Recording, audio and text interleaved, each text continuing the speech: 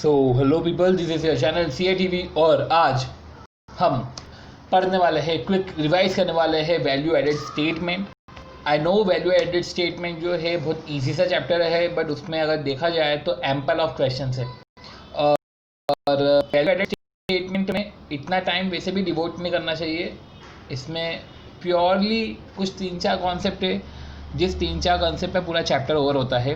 Format based ये chapter है, format based ये कॉन्सेप्ट है। तो हम इसको क्विकली रिवाइज करते हैं वैल्यू एडेड स्टेटमेंट को। सबसे पहले देखा जाए तो इसमें हम करेंगे क्या, हम इसमें करने वाले हैं रिवीजन। हम जो रिवीजन करेंगे इसके कॉन्सेप्ट का करेंगे, और जो प्रैक्टिस मैनुअल और स्टडी मटेरियल में जो भी क्वेश्चंस है उस क्वेश्चंस को एक बार गो थ्रू करेंगे। तो क्यों ना हम इसके एक बार सबसे पहले हम इसके रिवीजन करेंगे इसके सारे कॉन्सेप्ट का, देन हम स्टडी और प्रैक्टिस मैनुअल के भी क्वेश्चन है उसको रिवाइज करेंगे। तो स्टार्ट करते हैं। सबसे पहले वैल्यू एडेड स्टेटमेंट। देखो इधर ये स्टेटमेंट बना रहे हैं, ये स्टेटमेंट बना रहे हैं जिसका एंड में जो पर्टिकुलर वैल्यू आती है वो वैल्यू जो है वो इंटरप्राइज को डिवोटेड है, इंटरप्राइज के स्टेक होल्डर को डिवोटेड है। मतलब कि it's a statement showing addition in value to an enterprise. ये एक स्टेटमेंट है जिसमें आखिर में जो वैल्यू आती है वो वैल्यू इंटरप्राइज कॉन्सेप्ट को शो करता है। मीन्स वो वैल्यू इंटरप्राइज के स्टेक होल्डर्स के लिए है। मतलब कि उस पर्टिकुलर वैल्यू से इंटरप्राइज के जो भी स्टेक होल्डर्स है उनकी नीड्स पूरी होती है उनकी, और ये है। तो इंटरप्राइज के स्टेक होल्डर्स कौन हो सकते हैं? जैसे इंटरप्राइज के स्टेक होल्डर हो सकते हैं employee, directors, long term finance provider, share holder और गवर्नमेंट। जैसे कि हमने बिजनेस ऑपरेशंस करे और जो वैल्यू एडिशन एंड में निकाला स्टेटमेंट के थ्रू, देन वो वैल्यू एडिशन का हम एप्लीकेशन करेंगे। तो ये वैल्यू एडिशन का एप्लीकेशन करेंगे तो एप्लीकेशन किधर किधर जाएगा? तो जाएगा एम्प्लॉयज़ को। तो एम्प्लॉयज़ को किसके लिए जा सकता है वेलफेयर एक्सपेंसेस के लिए, जा सकता है सैलरी के लिए, वेजेस के लिए। फिर डायरेक्टर को डायरेक्टर रेम्यूनरेशन, सिटिंग फीस, इसके लिए जा सकता है। लॉन्ग टर्म फाइनेंस प्रोवाइडर है तो लॉन्ग टर्म फाइनेंस प्रोवाइडर को किसके लिए जा सकता है? इंटरेस्ट के लिए, डिविडेंड के लिए, क्योंकि लॉन्ग टर्म फाइनेंस तो शेयर होल्डर भी प्रोवाइड करते हैं और डिवेंचर होल्डर भी प्रोवाइड करते हैं, बैंक लोन भी देती है। तो इस तरीके से long term finance provider, share holder, तो शेयर होल्डर को डिविडेंड के लिए जाएगा, एप्लीकेशन होगा। एंड देन जो गवर्नमेंट है, गवर्नमेंट को टैक्सेस के रिस्पेक्ट में पेमेंट होगा। टैक्सेस में बोल सकते हैं डिविडेंड टैक्स, या अपन बोल सकते हैं कॉर्पोरेट डिविडेंड टैक्स। क्वेश्चन में एक पर्टिकुलर वर्ड यूज़ होगा सेस और लोकल टैक्स, तो सेस और लोकल टैक्स भी एज एन एप्लीकेशन यूज़ करा है। पर जब आती बात इलेक्ट्रिसिटी बिल की, तो electricity bill is not an application towards the government. तो जनरली देखा जाए तो जो रिकवरेबल टैक्सेस है, recoverable taxes is not an application towards the government. जो इरिकवरेबल टैक्सेस की बात होती है वो इधर बात करेंगे। पर सेस और लोकल टैक्स एक एक्सेप्शन है जिसको इरिकवरेबल टैक्स माना गया है, और इधर गवर्नमेंट को एप्लीकेशन में यूज़ किया गया है कि जो भी एप्लीकेशन टुवर्ड्स द गवर्नमेंट है उसमें हम सेस और लोकल टैक्स का भी पेमेंट करेंगे जो रिकवरेबल नहीं है। तो उसको ऐसा एज्यूम करा जाता है। तो इस तरीके से हमने एम्प्लॉयज़ को हम पेमेंट करेंगे, डायरेक्टर्स को पेमेंट करेंगे, लॉन्ग टर्म फाइनेंस प्रोवाइडर को एज एन इंटरेस्ट पे करेंगे, शेयर होल्डर को एज ए डिविडेंड पे करेंगे, गवर्नमेंट को टैक्सेस पे करेंगे। टैक्सेस में लोकल टैक्सेस भी आते हैं पर इलेक्ट्रिसिटी बिल इसमें नहीं आता। जो वैस का कॉन्सेप्ट है, तो सबसे पहले जो कॉन्सेप्ट चलता था वो एंटिटी कॉन्सेप्ट चलता था। तो इस एंटिटी कॉन्सेप्ट बहुत नैरो कॉन्सेप्ट था, तो जो उसमें भी प्रॉफिट जो भी कैलकुलेट होता था वो एंटिटी और शेयर होल्डर अपने लिए बांट लेती थी। पर जो नया कॉन्सेप्ट है इंटरप्राइज कॉन्सेप्ट, तो जिसमें जो प्रॉफिट कैलकुलेट होता है वो पूरे इंटरप्राइज के लिए होता है। तो इंटरप्राइज में सारे लोग आते हैं, employees, director, long term finance provider, share holder and government for taxes. तो जो एंटिटी कॉन्सेप्ट है, स्टार्टिंग में जो एंटिटी कॉन्सेप्ट है वो एंटिटी कॉन्सेप्ट बहुत ही पुराना कॉन्सेप्ट था और कन्वेंशनल तरीका था। अब जो कॉन्सेप्ट आ गया है वो वैल्यू एडेड स्टेटमेंट है, और वैल्यू एडेड स्टेटमेंट पूरा जो है वो इंटरप्राइज कॉन्सेप्ट पे बेस्ड है। तो अब types of value added statement. अब वैल्यू एडेड स्टेटमेंट एक इंटरप्राइज कॉन्सेप्ट पे बेस्ड है, तो वैल्यू एडेड स्टेटमेंट के टाइप कितने हैं? तो अगर देखा जाए तो वैल्यू एडेड स्टेटमेंट के दो टाइप है, टाइप 1 ग्रॉस वैल्यू एडेड और टाइप 2 नेट वैल्यू एडेड। तो जब नेट वैल्यू एडेड स्टेटमेंट निकालते हैं तो ग्रॉस वैल्यू एडेड स्टेटमेंट से हम डेप्रिसिएशन माइनस करते हैं तो नेट वैल्यू एडेड स्टेटमेंट आता है। जैसे कि हम इकोनॉमिक्स में निकालते थे ग्रॉस नेशनल इनकम और नेट नेशनल इनकम, तो जिस तरीके से जो वहाँ पे नेशनल इनकम निकालते थे वैसे ही इधर ग्रॉस वैल्यू एडेड स्टेटमेंट निकालते हैं और नेट वैल्यू एडेड स्टेटमेंट निकालते हैं। क्वेश्चन में कुछ नहीं दे के रखे, क्वेश्चन में दे के रखे कि सिर्फ वैल्यू एडेड स्टेटमेंट से हमको वैल्यू एडेड निकालना है, तो मानो कि हमको सिर्फ ग्रॉस वैल्यू एडेड स्टेटमेंट निकालना है, मतलब कि हमको डेप्रिसिएशन माइनस नहीं करना है। अब बात आती है फॉर्मेट की कि वैल्यू एडेड स्टेटमेंट को कैसे निकाला जाता है। तो सबसे पहले वैल्यू एडेड स्टेटमेंट को कंप्यूट किया जाएगा। तो वैल्यू एडेड स्टेटमेंट से सबसे पहले हम कंप्यूट करेंगे वैल्यू एडेड स्टेटमेंट और फिर उस वैल्यू को अप्लाई करेंगे। तो इस तरीके से जो है पर्टिकुलर दो फॉर्मेट में ये होता है क्वेश्चन। तो जो पर्टिकुलर फॉर्मेट है जहाँ पे कंप्यूटेशन होता है वैल्यू एडेड स्टेटमेंट का, तो उसमें सबसे पहले इनकम शो होती है। तो इनकम में सबसे पहले दो टाइप की इनकम आती है, नेट रिवेन्यू फ्रॉम ऑपरेशंस। तो क्या बोला है, नेट रिवेन्यू फ्रॉम ऑपरेशन, मतलब कि जो हमको सेल से इनकम हुई है, जो सेल में से डिस्काउंट माइनस कर दो, सेल्स रिटर्न माइनस कर दो, तो वो जो माइनस करके जो हमको इनकम हुई है उसको बोलते हैं नेट रिवेन्यू फ्रॉम ऑपरेशंस। तो डे टू डे ऑपरेशन से जो हमको इनकम हुई है, तो मैं इधर लिख देता हूँ, डे टू डे ऑपरेशंस से जो इनकम हुई है वो सबसे पहले इधर शो होती है, वो सब इधर शो होती है। देन उसके बाद है डायरेक्ट इनकम। तो डे टू डे ऑपरेशन से जो इनकम होती है उसके बाद आती है डायरेक्ट इनकम। अब क्वेश्चन में दे के रखते हैं अदर इनकम, तो जो अदर इनकम होती है वो डायरेक्ट इनकम नहीं होती है। तो क्वेश्चन में जब दे के रखे other income are not direct income, तो इससे हमने सबसे पहले जो है हमने है नेट रिवेन्यू, सारी इनकम को नोट करते हैं, फिर इनकम के बाद हम एक्सपेंसेस को नोट करते हैं। अब एक्सपेंसेस में जो है सबसे पहले cost of bought in material and service, जिसको बोलते हैं कॉस्ट ऑफ बिम्स। तो bought in material and services में बहुत सारी कॉस्ट आती है, जैसे कि जो भी प्रोडक्शन की कॉस्ट होती है वो आ सकती है, पर प्रोडक्शन की कॉस्ट में वेजेस और सैलरी मत ले लेना, क्योंकि वो एम्प्लॉय के लिए रहती है, वो एम्प्लॉय को अप्लाई होती है, तो हम उसको एप्लीकेशन के स्टेटमेंट में बनाएंगे। फिर एडमिनिस्ट्रेशन की कॉस्ट है, सेलिंग एंड डिस्ट्रीब्यूशन की कॉस्ट होती है। तो production, administration, selling and distribution, इन सब तीनों चीज़ों में जो है इसमें एम्प्लॉय के रिस्पेक्ट में जो वेजेस एंड सैलरी है उसका पेमेंट नहीं होता है।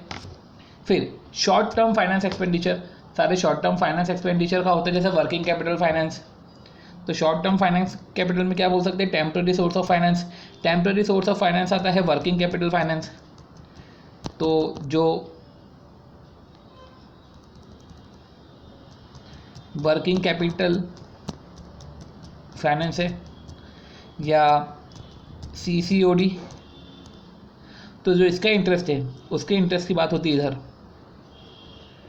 शॉर्ट टर्म फाइनेंस में। फिर डेप्रिसिएशन माइनस करते हैं अगर नेट वैल्यू एडेड है तो, और फिर रिकवर्ड टैक्सेस जैसे कि GST एक्साइज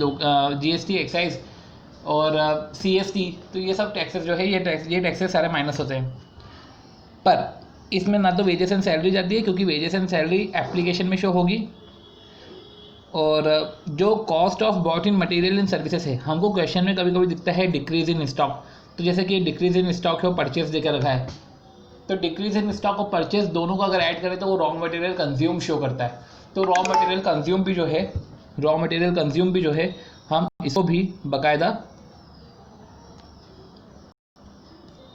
बाकायदा जो है cost of brought in material and services में लेते हैं। तो अभी तक हमने क्या पढ़ा कि हम जो है cost of bought in material and services में प्रोडक्शन एक्सपेंसेस लेंगे, सेलिंग एंड डिस्ट्रीब्यूशन एक्सपेंसेस लेंगे, एडमिनिस्ट्रेशन एक्सपेंसेस लेंगे, जिसमें वेजेस एंड सैलरी नहीं लेते हैं। उसके बाद हम जो है शॉर्ट टर्म फाइनेंस एक्सपेंडिचर लेंगे। तो शॉर्ट टर्म फाइनेंस एक्सपेंडिचर के बाद जो है डेप्रिसिएशन माइनस करेंगे और रिकवर्ड टैक्सेस माइनस करेंगे।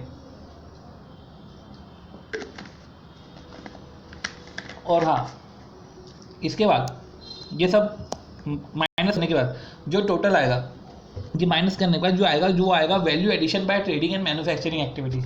तो डायरेक्ट वो वैल्यू एडेड स्टेटमेंट नहीं आएगा। तो हमने क्या किया, इनकम लिखी, इनकम में से एक्सपेंसेस माइनस करें, एक्सपेंसेस में आया बिम्स, फिर एक्सपेंसेस में आया प्रोडक्शन एडमिनिस्ट्रेशन सेलिंग एक्सपेंसेस, फिर शॉर्ट टर्म फाइनेंस, फिर आया गवर्नमेंट को रिकवर्ड टैक्सेस के रिस्पेक्ट में पेमेंट, फिर जो आया वैल्यू एडेड फ्रॉम आया ट्रेडिंग मैन्युफैक्चरिंग एंड एक्टिविटीज़। तो value added from trading and manufacturing activities आया। अभी इसमें इनडायरेक्ट इनकम तो जोड़ी ही नहीं है, तो ये जो इनकम है ये तो सिर्फ value addition trading and manufacturing activities से आया। अब कुछ दूसरी एक्टिविटीज़ भी होती है जो एक्सेप्शनल एक्टिविटीज़ होती है, जो इनडायरेक्ट एक्टिविटीज़ होती है, जो डायरेक्ट ऑपरेशन से रिलेटेड नहीं होती है। तो इनडायरेक्ट इनकम और एक्स्ट्रा ऑर्डिनरी इनकम को इधर नोट करते हैं। तो इनकम एक्सपेंडिचर जो भी है वो इधर उसके बाद नोट होती है। तो जैसे कि क्वेश्चन में देके रखे कि अदर इनकम, क्वेश्चन में देके रखे कि डिविडेंड इनकम, इंटरेस्ट की इनकम, मिसलेनियस इनकम, तो ये सब जो है ये इंस्टेड ऑफ डायरेक्ट इनकम की जगह लाने में बेटर है कि इसको अदर इनडायरेक्ट इनकम में लेके आओ। और फिर कभी कुछ एक्स्ट्रा ऑर्डिनरी इनकम मिल गई तो वो मिल गई।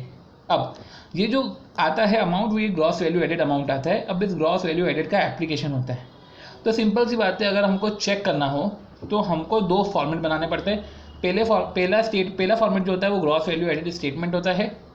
वैसे इधर अगर हमने डेप्रिसिएशन माइनस करा तो फिर आएगा नेट वैल्यू एडेड।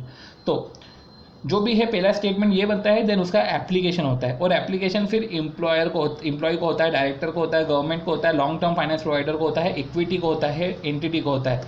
मतलब कि ये सारी चीज़ें जो है ये इधर नहीं आई हैं, ये इधर बिल्कुल भी नहीं आई हैं।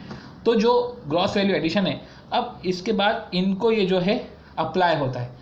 तो सबसे पहले इधर जो अप्लाई होता है एम्प्लॉय को अप्लाई होता है। तो एम्प्लॉय को सैलरी वेजेस के रिस्पेक्ट में अप्लाई होता है, डायरेक्टर को जो है वो रेम्यूनरेशन के रिस्पेक्ट में अप्लाई होता है। तो डायरेक्टर को रेम्यूनरेशन केस में अप्लाई होता है। गवर्नमेंट को जैसे प्रोविजन फॉर टैक्सेस, जो प्रोविजन फॉर टैक्सेस है तो गवर्नमेंट को इसके लिए अप्लाई हो जाएगा। Taxes for earlier year, question में दे के रखेंगे कि टैक्सेस फॉर अर्लियर ईयर, तो वो भी इसमें अप्लाई होगा।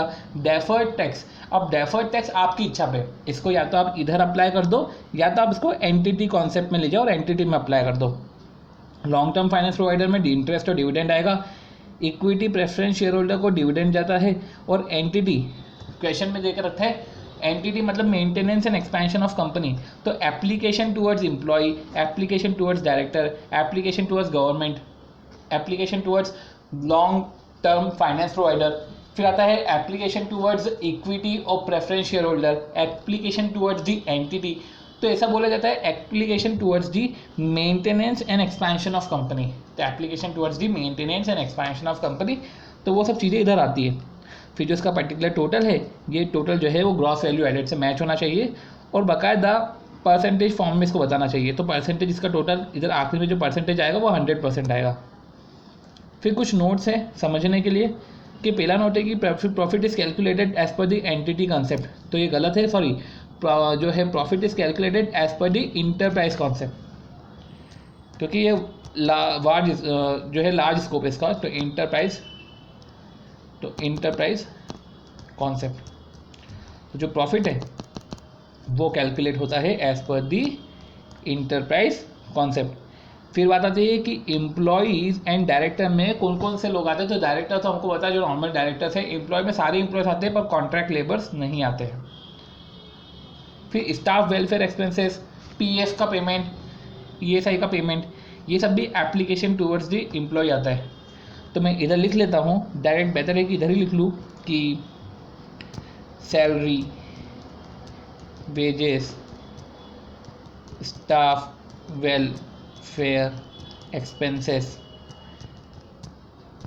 पीएफ, ईएसआई, ग्रेचुइटी, तो ये सब के पेमेंट जो है वो इधर होते हैं, राइट। फिर बात आती है कि एप्लीकेशन टुवर्ड्स डायरेक्टर में रेम्यूनरेशन और सीटिंग फीस होता है, तो इधर लिख देते हैं, इधर लिख देते हैं डायरेक्टर के एप्लीकेशन में रेम्यूनरेशन, सीटिंग फीस,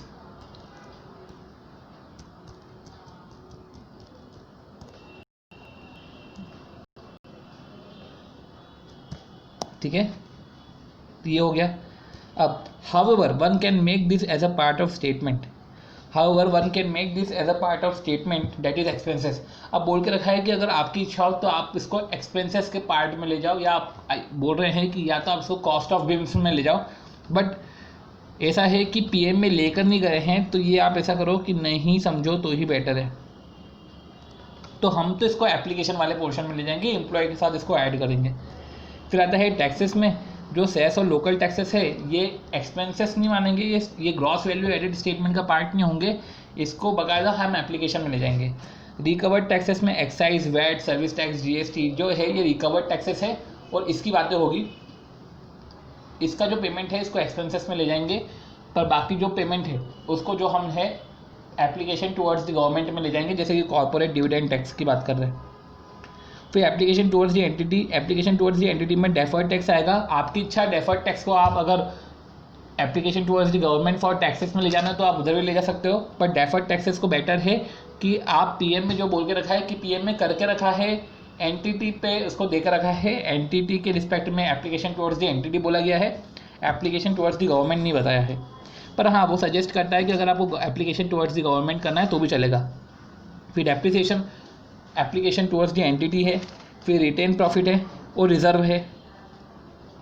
रिजर्व में जैसे कि fixed asset replacement reserve, debenture resumption reserve, general reserve, और ये रिजर्व सारे नेट होने चाहिए, नेट रिजर्व। फिर application towards the share holder में प्रपोज डिविडेंड की बात करी है, एप्लीकेशन टुवर्ड्स द गवर्नमेंट में कॉर्पोरेट डिविडेंड टैक्सेस की बात करी है।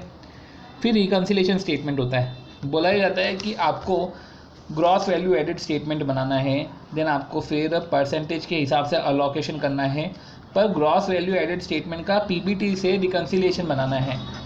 तो इधर ग्रॉस वैल्यू एडेड से पीबीटी तक हमको जाना है रिकन्सिलेशन के थ्रू, पर पीएम में इसको रिवर्सली बताया है, मतलब कि क्वेश्चन में पीबीटी दे के रखाएगा तो पीबीटी से आप ग्रॉस वैल्यू एडेड स्टेटमेंट में कैसे जा सकते हो।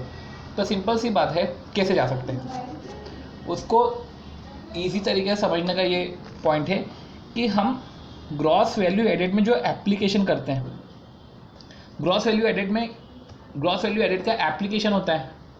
तो पीबीटी में अगर देखा जाए तो पीबीटी में कितने सारे जो एप्लीकेशंस हैं वो एप्लीकेशंस पीबीटी में पीएनएल अकाउंट में डेबिट में होते हैं। मतलब कि ग्रॉस वैल्यू एडेड तो हमेशा ज़्यादा ही आएगा अमाउंट में और पीबीटी तो हमेशा कम ही आएगा, क्योंकि अगर देखा जाए तो एम्प्लॉयर को जो भी पेमेंट करा है वो ग्रॉस वैल्यू एडेड कैलकुलेशन में आता नहीं है, उसको तो बाद में एप्लीकेशन में यूज़ करते हैं। तो जो एम्प्लॉयर का खर्चा है वो पीबीटी में ऐड होगा, तो पीबीटी प्लस एम्प्लॉयर का एक्सपेंडिचर, डायरेक्टर को जो पेमेंट करे उसको ऐड करो, डेप्रिसिएशन है उसको ऐड करो, एक्सपेंसेस टू फाइनेंशियल प्रोवाइडर है उसको ऐड करो। पर एक्सपेंसेस टू फाइनेंस प्रोवाइडर में हमको ध्यान रखना पड़ेगा कि उसमें हमें डिविडेंड ऐड नहीं करना है, क्योंकि प्रॉफिट बिफोर टैक्स से हम जा रहे हैं पीबीटी पे, तो हम प्रॉफिट बिफोर टैक्स से पीबीटी पे जा रहे हैं, प्रॉफिट बिफोर टैक्स से हम जीवीए पे जा रहे हैं। प्रॉफिट आफ्टर डिविडेंड से अगर हम जीवीए पे जाते तो हम बोलते क्या प्रॉफिट आफ्टर टैक्स कैलकुलेट किया है, मतलब डिविडेंड प्रॉफिट आफ्टर डिविडेंड है, मतलब कि डिविडेंड माइनस किया है। अब हमको जीवीए पे जाना है तो हमको रिवर्स कैलकुलेशन में डिविडेंड को प्लस करना पड़ेगा, सिंपल सी बात है।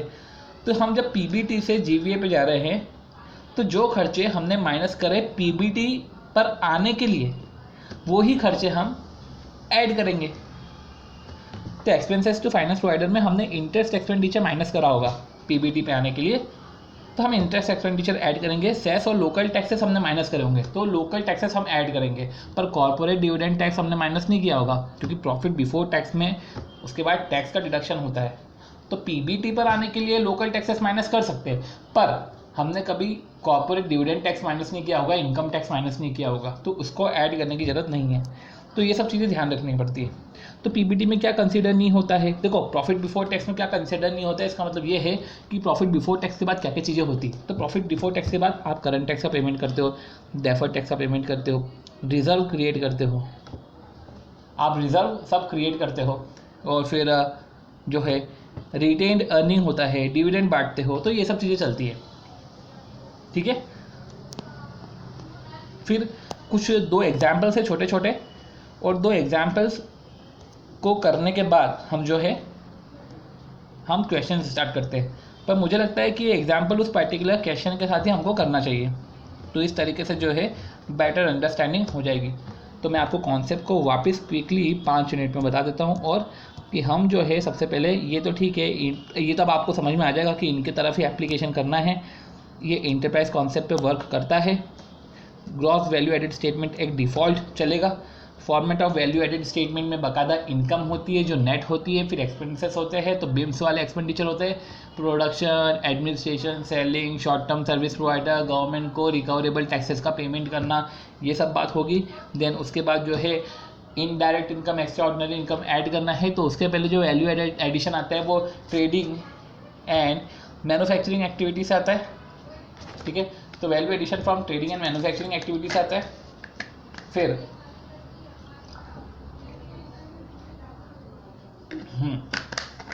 जो उसके बाद आती बात कि उसके बाद जो आता है वो ग्रॉस वैल्यू एडेड आता है। फिर एप्लीकेशन होता है। एप्लीकेशन होता है एम्प्लॉय को, डायरेक्टर को, फाइनेंस प्रोवाइडर्स को, लॉन्ग टर्म फाइनेंस प्रोवाइडर को, लॉन्ग टर्म फाइनेंस प्रोवाइडर को CCOD वर्किंग कैपिटल इधर नहीं आते हैं। फिर शेयर होल्डर को आता है, गवर्नमेंट एंटिटी, इनकी तरफ एप्लीकेशंस होते हैं। और फिर ये सब बातें इधर दे के रखी है जो हम समझ लेंगे। अब PBT से GVA पे जाना है तो रिकन्सिलेशन स्टेटमेंट हमको बनाना पड़ता है कभी कभी, और फिर कुछ हमको एग्जाम्पल करने हैं वो हम क्वेश्चन के साथ ही करते हैं। तो क्यों ना अब हम जो है 20-25 मिनट में हमने वो ये जो है कॉन्सेप्ट को रिवाइज कर लिया है। अब हम बेटर है कि अब हम इसके क्वेश्चंस पे आते हैं। तो सबसे पहले हम स्टडी मटेरियल के कुछ क्वेश्चंस देखते हैं, सही है।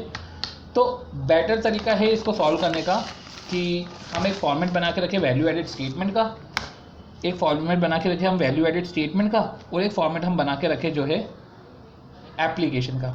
तो एक आता है कंप्यूटेशन का और एक आता है एप्लीकेशन का। तो मैं भी आपके साथ सॉल्व करते जाऊंगा, और बेटर है कि आप भी अपना कैलकुलेटर अपने पास रखिए। जो जो इजी चीज़ें होगी उसको हम जो है इग्नोर करते जाएंगे, पर हम क्वेश्चन पूरा सॉल्व करेंगे। सबसे पहले given below the summarise P&L account. तो समराइज P&L अकाउंट दे के रखा है, तो ठीक है, समराइज P&L अकाउंट इसमें दे के रखा है। तो सबसे पहले आप क्या करो, ये सब चीज़ों देखो और बस ये देखो कि कौन कौन सी जो चीज़ें हैं जो एप्लीकेशन में जाएगी।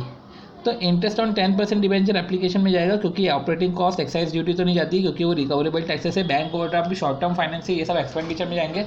एप्लीकेशन में 10% डिबेंचर जाएगा। प्रोविजन फॉर टैक्स जाएगा गवर्नमेंट के लिए। फिक्स्ड एसेट रिप्लेसमेंट रिजर्व जाएगा, ये एंटिटी को जाएगा। डिविडेंड पेड जाएगा, रिटेन प्रॉफिट जाएगा। डिविडेंड पेड शेयर होल्डर को जाएगा और रिटेन प्रॉफिट जाएगा। और बात ये आती है कि ऑपरेटिंग कॉस्ट इंक्लूडिंग ये वेजेस, सैलरीज, ये सब भी जो है ये भी एप्लीकेशन को जाएगा। और अब ये चार्ज ऑफ टैक्सेशन में 45,000 ट्रांसफ़र करे हैं डेफर्ड टैक्स अकाउंट को, तो ये भी एप्लीकेशन को जाएगा। तो इस तरीके से अभी हमने पूरा समझा है और बोला है कि प्रिपेयर करना है वैल्यू एडेड स्टेटमेंट। तो हम तो डायरेक्ट वैल्यू एडेड स्टेटमेंट पे जाएंगे डायरेक्ट। अब वैल्यू एडेड स्टेटमेंट का हमने फॉर्मेट बनाया, तो सबसे पहले हमने जो सेल्स है वो सेल्स हमने लिखी।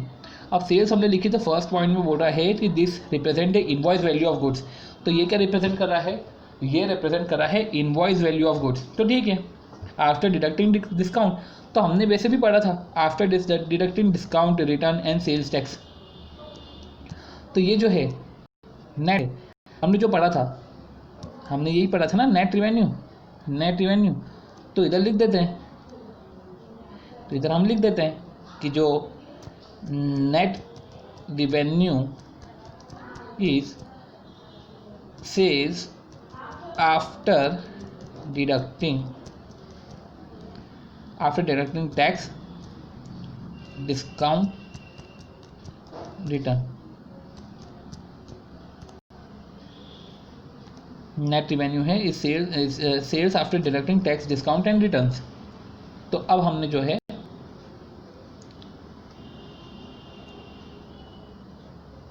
ठीक है, तो हमने सेल्स में जो है 28,525 हमने रिकॉर्ड किया। अदर इनकम को हम अभी रुक गए, अदर इनकम को हम इसलिए रुक गए क्योंकि वो बाद में एक्स्ट्रा ऑर्डिनरी इनकम में आएगी। ऑपरेटिंग कॉस्ट की बात करें तो 25,658 है, 25,658 है। पर 25,658 में देखो पहला क्वेश्चन है तो धीरे हो सकता है। 25,658 है, उसमें से हमने 10247 माइनस किया तो 15411 आया। तो हमने 15411 माइनस किया, पर लगे हाथ जब आपने दूसरे पेज पे एप्लीकेशन बनाया है तो एप्लीकेशन टू एम्प्लॉयज़ में बाकायदा आप जो है वो 10,247 लिख लीजिए, वो ज़्यादा बेटर है। परसेंटेज हम बाद में कैलकुलेट करते रहेंगे। फिर एक्साइज ड्यूटी है तो 1718 उसके लिए भी माइनस करा। फिर बात आती है इंटरेस्ट ऑफ बैंक ओवरड्राफ्ट तो 93 उसको भी माइनस करा। अब इंटरेस्ट ऑफ बैंक ओवरड्राफ्ट में बोला है कि वो टेम्परेरी सोर्स ऑफ फाइनेंस है, ठीक है। इंटरेस्ट ऑन डिवेंचर, अब ये तो जो है वो लॉन्ग टर्म में जाएगा, लॉन्ग टर्म फाइनेंस प्रोवाइडर में 1157 उधर माइनस हो जाएगा। फिर प्रॉफिट बिफोर डेप्रिसिएशन है और डेप्रिसिएशन है वो हम माइनस नहीं करेंगे, वो एनटीटी को जाएगा डेप्रिसिएशन 255। तो आप साथ ही साथ पोस्टिंग करते जाना एप्लीकेशन में भी। प्रोविजन फॉर टैक्स है 275। अब प्रोविजन फॉर टैक्स में 275 में से 45 तो डेफर्ड टैक्स अकाउंट है, तो गवर्नमेंट को है वो 230 जाएगा, और एनटीटी को है, एनटीटी को जो है वो 45 जाएगा। अब फिर डिविडेंड पेड है तो dividend paid long term finance provider में डिविडेंड पेड है 45, ये उधर जाएगा। Transfer to fixed asset replacement reserve जो 25 है, ये भी transfer to fixed asset replacement reserve ये 25 भी जो है fixed asset replacement reserve entity को जाएगा। और फिर जो रिटेन प्रॉफिट है 55, ये भी जो है एनटीटी को जाएगा। तो इस तरीके से जो है हमने उधर भी पोस्टिंग कर ली और हमने बाकायदा हमारा वैल्यू एडेड स्टेटमेंट भी बनाया।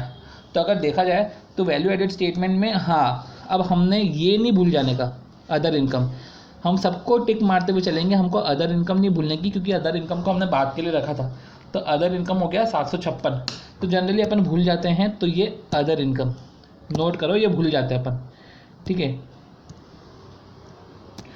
Do at last but don't gate forward, ये हमेशा भूलने में आते हैं और अभी भी ये भूलने में ही आया था, पर खैर हमको ये याद हो गया, समझ में आ गया, ठीक है, ओके। तो अगर देखा जाए तो 28,525 में से हमने 15,411 माइनस किया, 1718 माइनस किया, 93 माइनस किया, तो ये आया वैल्यू एडिशन जो है from trading and manufacturing activities. उसमें फिर हमने अदर इनकम ऐड करी 756, फिर आया 12059 जो ये देख के रखा है। अब 12059 है, अब यही का यही वैल्यू एडिशन उधर भी शो होना चाहिए एप्लीकेशन के दौरान। तो 10247 एम्प्लॉय के लिए है, 1157 इंटरेस्ट के लिए है, जो 45 है वो जो है पर्टिकुलर वो डिविडेंड के लिए है, 255 + 45 + 25 + 55 फिर 230 है, तो 12059 इधर भी बता रहा है। तो हमने जब इधर भी पोस्टिंग करी तो इसका टोटल भी ये बता रहा है और हमने सब चीज़ें सही पोस्ट करी है। अब सिंपल सी बात है, सबके परसेंटेज ऐसे कैलकुलेट कर लेना, और परसेंटेज कैलकुलेट करना तो हमको आता ही है कि 10247 जो है डिवाइड बाय 12059 किया, तो 2 डेसिमल प्लेस पे आपने इंटू 100 किया, तो 84.97 जो है 2 डेसिमल में इसको परसेंटेज में कर लेना कैलकुलेट, और आखिरी में परसेंटेज जो है वो 100% आना चाहिए। तो इस तरीके जो है हमने कैलकुलेशन करा, तो वैल्यू स्टेटमेंट का कर लिया। अब reconcile total value added with profit before taxation, तो हमको क्या करना है, इधर पीएम में जो देकर रखा है वो पीबीटी से जो है हमको ग्रॉस वैल्यू एडेड पे आना है। तो पीबीटी से जो है ग्रॉस वैल्यू एडेड स्टेटमेंट में आना है, तो हमको ना इसमें एप्लीकेशन के थ्रू जाना पड़ेगा। सबसे पहले पीबीटी अगर हम देखें तो पीबीटी कितना देकर रखा है, इसमें पीबीटी देकर रखा है ये 655 देकर रखा है, पीबीटी 400 देकर रखा है, पीबीटी ये 400 देकर रखा है। तो सिंपल सी बात है, अब पीबीटी में हमने एम्प्लॉय को माइनस करा होगा, तो हम एम्प्लॉय को ऐड कर देंगे, ठीक है। तो पीबीटी वाला पोर्शन जो है 400, उसमें एम्प्लॉय को जो हमने खर्चा करके रखा है उसको ऐड कर देंगे, जो कॉर्पोरेट टैक्स है इसको ऐड नहीं करेंगे, इंटरेस्ट जो है उसको ऐड कर देंगे, डिविडेंड को ऐड नहीं करेंगे, डेप्रिसिएशन है उसको ऐड कर देंगे, क्योंकि पीबीटी लाने के लिए डेप्रिसिएशन हमने माइनस करा होगा, रिजर्व को ऐड नहीं करेंगे, डेफर्ड टैक्स अकाउंट को ऐड नहीं करेंगे, रिटर्न प्रॉफिट को ऐड नहीं करेंगे। तो ये देखो आ गया, ये सब 3 चीज़ें ही हमको ऐड करने की है, और बाकायदा 12059 इधर भी आ गया। पीबीटी में हमने ये 3 चीज़ ऐड करी और ये 12059 आ गया। तो जो है जो भी हमने ऐड करा था उसको हमने ऐड करा है, और जो है इसका भी आंसर आ चुका है। अब जब आती है डेफर्ड टैक्स की बात, तो डेफर्ड टैक्स हम एनटीटी के रिस्पेक्ट में जाने की जगह हम एप्लीकेशन टू गवर्नमेंट भी कर सकते हैं, और जो बैंक ओवरड्राफ्ट है टेम्परेरी सोर्स ऑफ फाइनेंस है, तो ये it has been considered as a provision of a banking service rather than capital, and therefore interest on bank overdraft has been shown by way of deduction from the sales as a part of cost of bought in material and services. अब आती है बात हमारे next question की। Next question भी easy question है, इसको भी हम फटाफट देखते हैं। सबसे पहले हाँ, फ्रॉम द फॉलोइंग डेटा, पहले हम क्वेश्चंस को देख लेते हैं, ठीक है। फ्रॉम द फॉलोइंग डेटा जो है prepare the value added statement हमको प्रिपेयर करना है।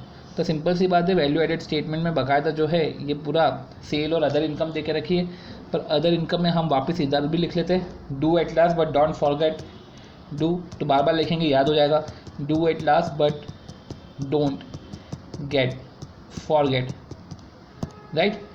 तो ये हमने करा। अब डिक्रीज इन स्टॉक बीम्स में जाएगा, जो बीम्स में जाएगा तो रेसिड्यू सब बीम्स में जाएगा। आप तो ये देखो कि कौन कौन सी चीज़ें नहीं जाएगी, वेजेस एंड सैलरी नहीं जाएगा, और वेजेस एंड सैलरी नहीं जाएगा, फाइनेंस चार्जेस नहीं जाएगा, फाइनेंस चार्जेस नहीं जाएगा, तो इधर हम उसको लॉन्ग टर्म फाइनेंस मानते हैं। डेप्रिसिएशन नहीं जाएगा, टैक्स प्रोविजन नहीं जाएगा, income tax payment for earlier year ये वही गवर्नमेंट को जाएगा। फिर जो है डिबेंचर रिडम्पशन रिजर्व एंटिटी को जाएगा, जनरल रिजर्व एंटिटी को जाएगा, प्रपोज डिविडेंड शेयर होल्डर को जाएगा। तो ये सब चीज़ें जाएगी, और बाकी सब जो चीज़ें हैं वो वैल्यू एडेड स्टेटमेंट में आएगा। तो हमने बात करा कि सेल्स 40,57,000 आया, उसमें हमने क्या माइनस करा, हमने 24,000 माइनस किया। तो 40,57,000 में से हमने बाकायदा 24,000 माइनस किया। 24,000 माइनस करने के बाद हमने 20,20,000 माइनस किया। हमने वेजेस एंड सैलरी माइनस नहीं करा, हमने ये manufacturing and total expenses minus करा 2,30,000। फिर हमने फाइनेंस चार्ज माइनस नहीं किया, डेप्रिसिएशन माइनस नहीं किया, और 1,783,000 आ रहा है। तो कायदे से ये सब चीज़ें माइनस होनी चाहिए।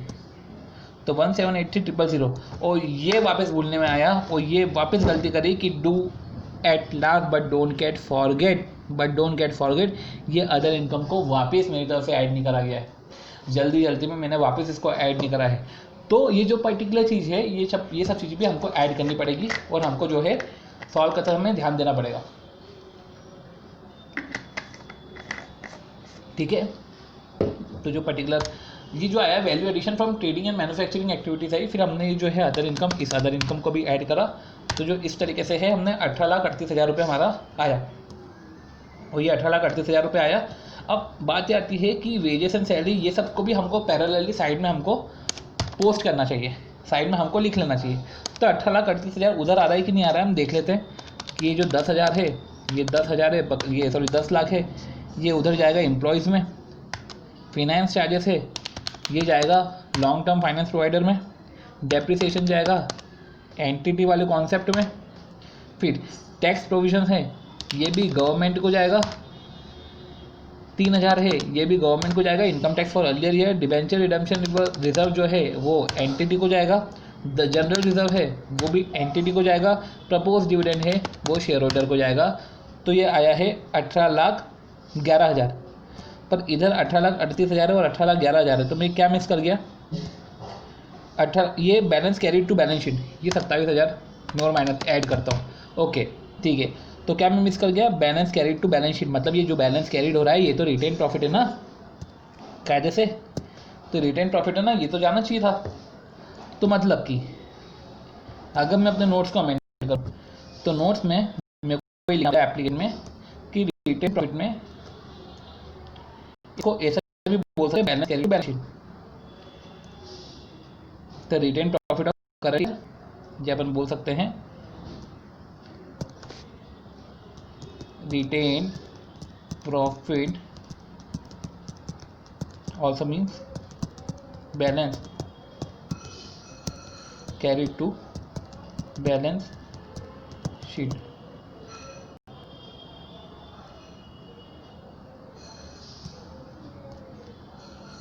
ठीक है, तो इस तरीके से जो है हमने ये वाला क्वेश्चन भी ओवर करा। अब इधर रिकन्सिलेशन स्टेटमेंट की बात नहीं करी गई थी।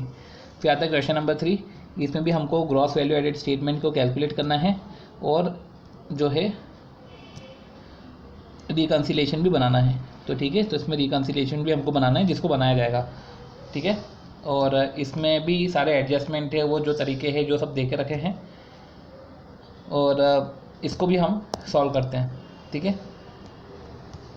फटाफट सॉल्व कर लेंगे, ईजिली हो रहा है तो इसको फटाफट सॉल्व करते हैं। तो सबसे पहले आता है ग्रॉस वैल्यू एडेड स्टेटमेंट। तो ये जो वैल्यू एडेड स्टेटमेंट है, हम सबसे पहले इसकी बात करेंगे, ठीक है। तो जब हम कैलकुलेशन करते हैं तो हमको कैलकुलेशन में ध्यान देना पड़ेगा,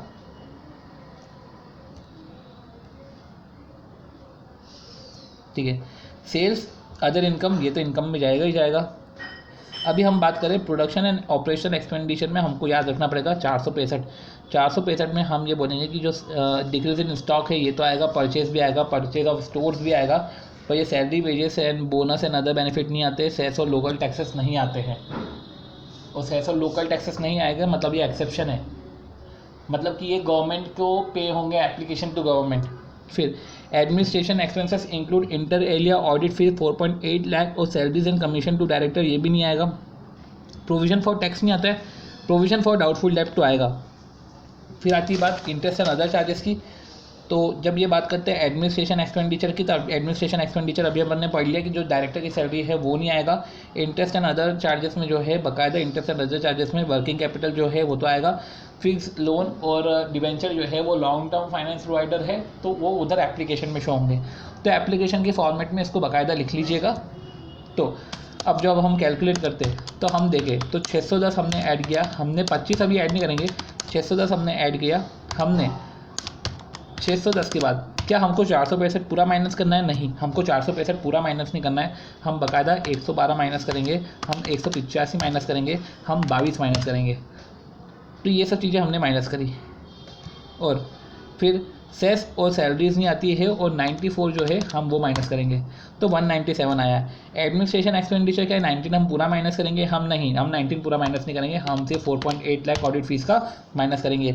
इंटरेस्ट एंड अदर चार्जेस में देखें तो क्या हम 27 पूरा माइनस करेंगे? नहीं, हमको 27 पूरा माइनस नहीं करना है, हम माइनस करेंगे सिर्फ 8 वर्किंग कैपिटल लोन के रिस्पेक्ट में, हम सिर्फ उतना ही माइनस करेंगे। तो फिर बात आती है 184.2, और इसमें वापस गड़बड़ नहीं कर दूँ तो उसमें मेरे को 25 ऐड करना पड़ेगा। तो 184.2 जो वैल्यू है वो 184.2 जो वैल्यू है वो वैल्यू जो है बाकायदा बात है value addition from trading and manufacturing activity. और फिर ग्रॉस वैल्यू एडिशन होता है वो 209.2 होता है। ओके, तो जो मेरा कैलकुलेशन के कैलकुलेटर के थ्रू आया वो 184.2 आया, और ग्रॉस वैल्यू एडेड 209.2 आया। अब इसमें गड़बड़ क्या करी एक बार वो देख लेते हैं।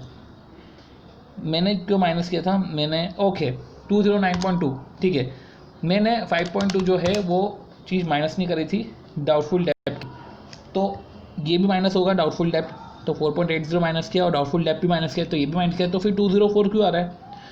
अब हम देखते हैं कि क्या गड़बड़ हुई है। तो administration expenses 19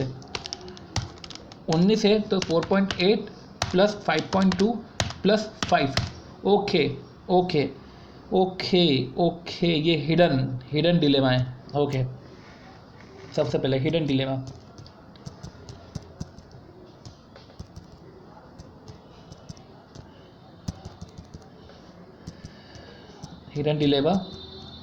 must do question, ये मस्ट डू क्वेश्चन है। मस्ट डू क्वेश्चन वो इसके लिए हो गया है क्योंकि अभी हम क्या समझ रहे थे कि प्रोडक्ट एंड ऑपरेशन एक्सपेंडिचर है 465 दे के रखा है, बाकायदा ये पूरा जो 465 है ये इस स्टेटमेंट में शो कर दिया नोट्स टू अकाउंट में, ठीक है ना, 465 आ रहा है। उसको ही देखते देखते हमने एडमिनिस्ट्रेशन एक्सपेंडिचर का 19 माना। अब जब हमने एडमिनिस्ट्रेशन एक्सपेंडिचर का 19 माना, तो जब हमने एडमिनिस्ट्रेशन एक्सपेंडिचर का जो है एडमिनिस्ट्रेशन एक्सपेंडिचर को है 19 माना, तो हमको लगा क्या, हमने इसका टोटल थोड़ी ना देखा कि इसका टोटल 19 है कि नहीं है, हमने तो डीम्ड मान लिया कि उसका टोटल 19 ही होगा।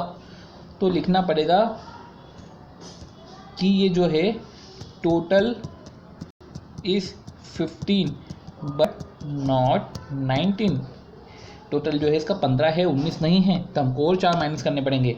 तो ये जो है एडमिनिस्ट्रेशन एक्सपेंडिचर इंक्लूड है, ठीक है। तो सबसे पहले तो ये खेल गया, लिख लो भैया कि जो एडमिनिस्ट्रेशन एक्सपेंसेस है, जो एडमिनिस्ट्रेशन एक्सपेंसेस खेल गया, एडमिशन एक्सपेंसेस खेल गया, अच्छे भले क्वेश्चन को पूरा गलत करवा दिया इसने, ठीक है। फीस से हमारा आया 200, तो अब 200 आया, हम देखते हैं एप्लीकेशन से हमारा 200 आ रहा है कि नहीं आ रहा है, क्योंकि यही सब तो अप्लाई होगा। तो 41 + 11 प्लस जो है 41 जो है वो एम्प्लॉय को जाएगा, सेशन लोकल टैक्स गवर्नमेंट को जाएगा, सैलरीज एंड कमीशन जो है डायरेक्टर्स को वो 5 जाएगा 5, तो ये हो गया हमारा 57। फिर जो है फिक्स लोन जाएगा 12, डिबेंचर जाएगा 7,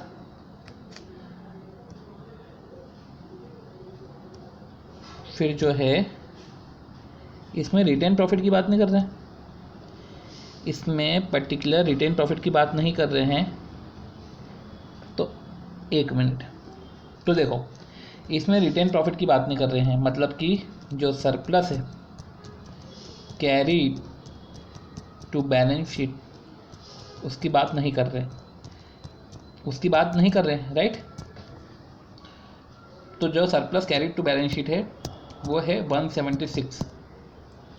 देखते हैं जो 635 है, क्योंकि ये P&L अकाउंट है ना, ये P&L अकाउंट है, तो 635 में से हमने 435 माइनस किया, 19 माइनस किया, 19 के बाद हमने 27 माइनस किया, तो सॉरी आया है surplus carry to balance sheet 154।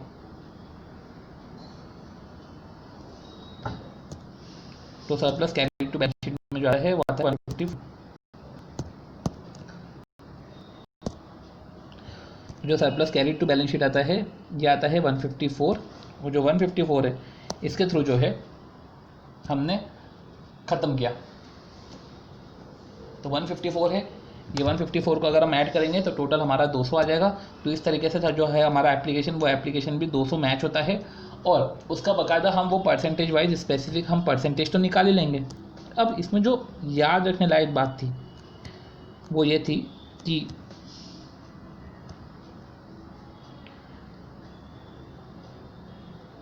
Administration expenditure तो खेल गया है, प्रपोज डिविडेंड, ये रुको 1 मिनट,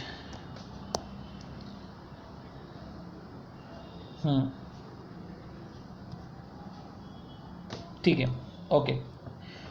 अब surplus carry to balance sheet, okay रुको, ये इसके पहले का भी है क्या?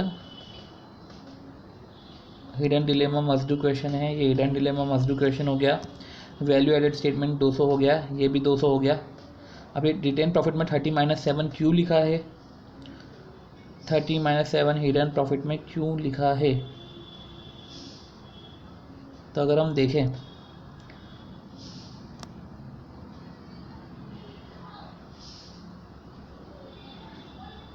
तो इधर जो है पर्टिकुलर ये तो नोट्स दे के रखे हैं, प्रोडक्शन एंड ऑपरेशनल एक्सपेंडिचर है, डिक्रीज इन ये है एडमिनिस्ट्रेशन, ये सब नोट्स दे के रखे हैं, और ये surplus carry to balance sheet है। ओके ओके, अब इधर पॉइंट ये है कि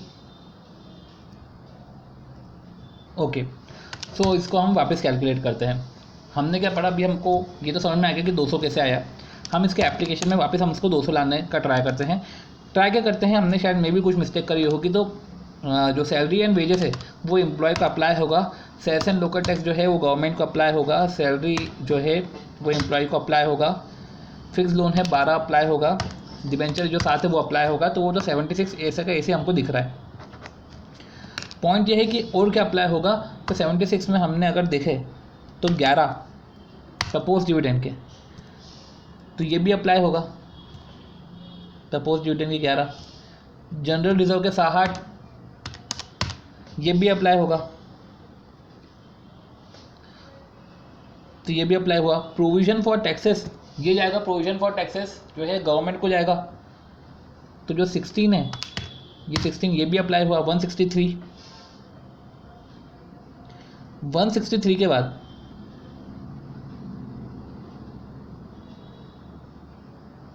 डेप्रिसिएशन एंटिटी को है वो अप्लाई होगा 177। अब अप्लाई करना है हमको 30, तो 30 अप्लाई करेंगे तो ये तो हो गया 207। बट हमको ये ध्यान देना पड़ेगा कि surplus carry to balance sheet for current year, surplus carry to balance sheet for current year. तो इधर जो अगर देखा जाए सरप्लस जो बैलेंस शीट को कैरी हो रहा है, surplus carried to balance sheet, वो 30 है, पर उसमें लास्ट बैलेंस शीट का 7 दे के रखा है, तो 30 - 7 जो है वो 23 ऐड होगा। तो जो देखा जाए तो 177 में 23 ऐड होगा और ऐसे का ऐसे जो है 200 आएगा। तो एप्लीकेशन ए से मैच हो रही है 200। अब रिकन्सिलेशन की बात करें तो रिकन्सिलेशन में हमको प्रॉफिट बिफोर टैक्स से ग्रॉस वैल्यू एडेड पे आना है। तो प्रॉफिट बिफोर टैक्स में हमने क्या क्या माइनस करा होगा जो हम ग्रॉस वैल्यू एडेड में नहीं करते। तो प्रॉफिट बिफोर टैक्स में हमको माइनस करने के लिए हमने जो फालतू की चीज़ें जो हमने माइनस करके रखी थी उसको हम ऐड बैक करेंगे। तो अगर इसके एप्लीकेशन पे देखें तो सबसे पहले हम प्रॉफिट बिफोर टैक्स देखते हैं। प्रॉफिट बिफोर टैक्स कितना दे के रखा है? प्रॉफिट बिफोर टैक्स दे के रखा है 110। तो देखे रखा है 110। अब इसमें हम ऐड करेंगे 110 में हमने सिंस हमने एम्प्लॉय का एक्सपेंडिचर माइनस करके रखा होगा, तो हमने 110 में हमको जो है 41 हमने ऐड करा, डायरेक्टर के 5 हमने ऐड करे, सेस और लोकल टैक्सेस भी हम ऐड करेंगे क्योंकि वो भी हमने पीएनएल में डेबिट करा होगा, फिर पीबीटी आया होगा। पर इनकम टैक्स हम ऐड नहीं करेंगे क्योंकि पीबीटी के बाद का सीन है वो, तो इनकम टैक्स अभी हम पीबीटी पे ही है, हम पीबीटी से ही रिवर्स हो रहे हैं। अगर हम पीएटी से रिवर्स होते तो हम इनकम टैक्स को भी ऐड करते हैं। तो हमने जो डिबेंचर है, डिबेंचर को हम ऐड करेंगे, फिक्स लोन को हम ऐड करेंगे, डिविडेंड को हम ऐड नहीं करेंगे, डेप्रिसिएशन को हम ऐड करेंगे। तो इस तरीके से ये भी 200 आ गया है और इस तरीके से जो है बाकायदा इसका भी रिकन्सिलेशन मैच हो गया है। अब फिर बात आती है इलस्ट्रेशन नंबर 4 की। जो इलस्ट्रेशन नंबर 4 है वो हिंदुस्तान कोऑपरेट लिमिटेड जो है, हम बात करते हैं इलस्ट्रेशन नंबर 4 की। तो Hindustan corporation limited has been consistently preparing value added statement. तो कंसिस्टेंटली वैल्यू एडेड स्टेटमेंट को प्रिपेयर करा है as a part of financial reporting. अब human resource department of the company has come up with the new scheme link employ incentive with the value added as per वैस। तो जो है employ incentive को जो है न्यू स्कीम में employ incentive को वैल्यू एडेड एज पर वैस जिसे ऐड करना है। तो जो है with a new scheme to link employee incentive with value added as per VAS and as per the scheme of annual index of employee cost to value added annually। तो क्या बोला है कि human resource department of the company has come with a new scheme to link employ incentive with value added as per VAS and as per the new scheme annual index of employee cost to value added. Annual index, जो annual index क्या है? Annual index है employee cost जो हम उसको application से हमको मिलेगा to value added annually. Percentage of employee cost to value added rounded off to nearest whole number shall be prepare for the last 5 years. तो बकायदा जो टारगेट इंडेक्स है वो प्रीवियस 5 ईयर्स का बना के रखा है। कायदे से देखा जाए तो एम्प्लॉय कॉस्ट से जो percentage of employee cost to value index है, मतलब कि परसेंटेज ऑफ टारगेट इंडेक्स है, जो हमारा टारगेट इंडेक्स है वो तो जो जितना कम होगा पिछले 5 साल में जितना कम होगा वो एक तरीके से बेस्ट होगा। तो हम 5 साल का हमने टारगेट इंडेक्स बनाया है, तो हमारा बेस्ट इंडेक्स उस एनुअल इंडेक्स में जो बेस्ट इंडेक्स है वो सबसे कम होना चाहिए। वो जो सबसे कम होगा वो हमारा टारगेट इंडेक्स होगा। इसका मतलब ये है कि हमारा जितना भी वैल्यू एडिशन है उसमें से कम पोर्शन एम्प्लॉय को जाना चाहिए, तो वो एक हमारा टारगेट इंडेक्स है। The target index percentage shall be applied to the figure of value added for a given year. अब क्या बोल के रखा है कि जो टारगेट इंडेक्स का परसेंटेज है ना,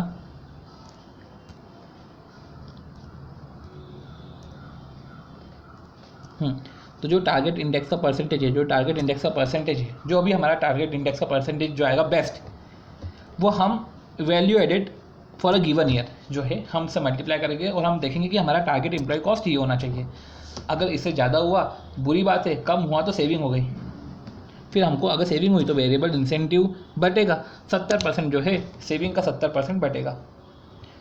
तो इधर हमको क्या करना है, हमको वैल्यू एडेड निकालना है, हमको टारगेट इंडेक्स पता करना है, फिर जो पता करेंगे actual employee cost.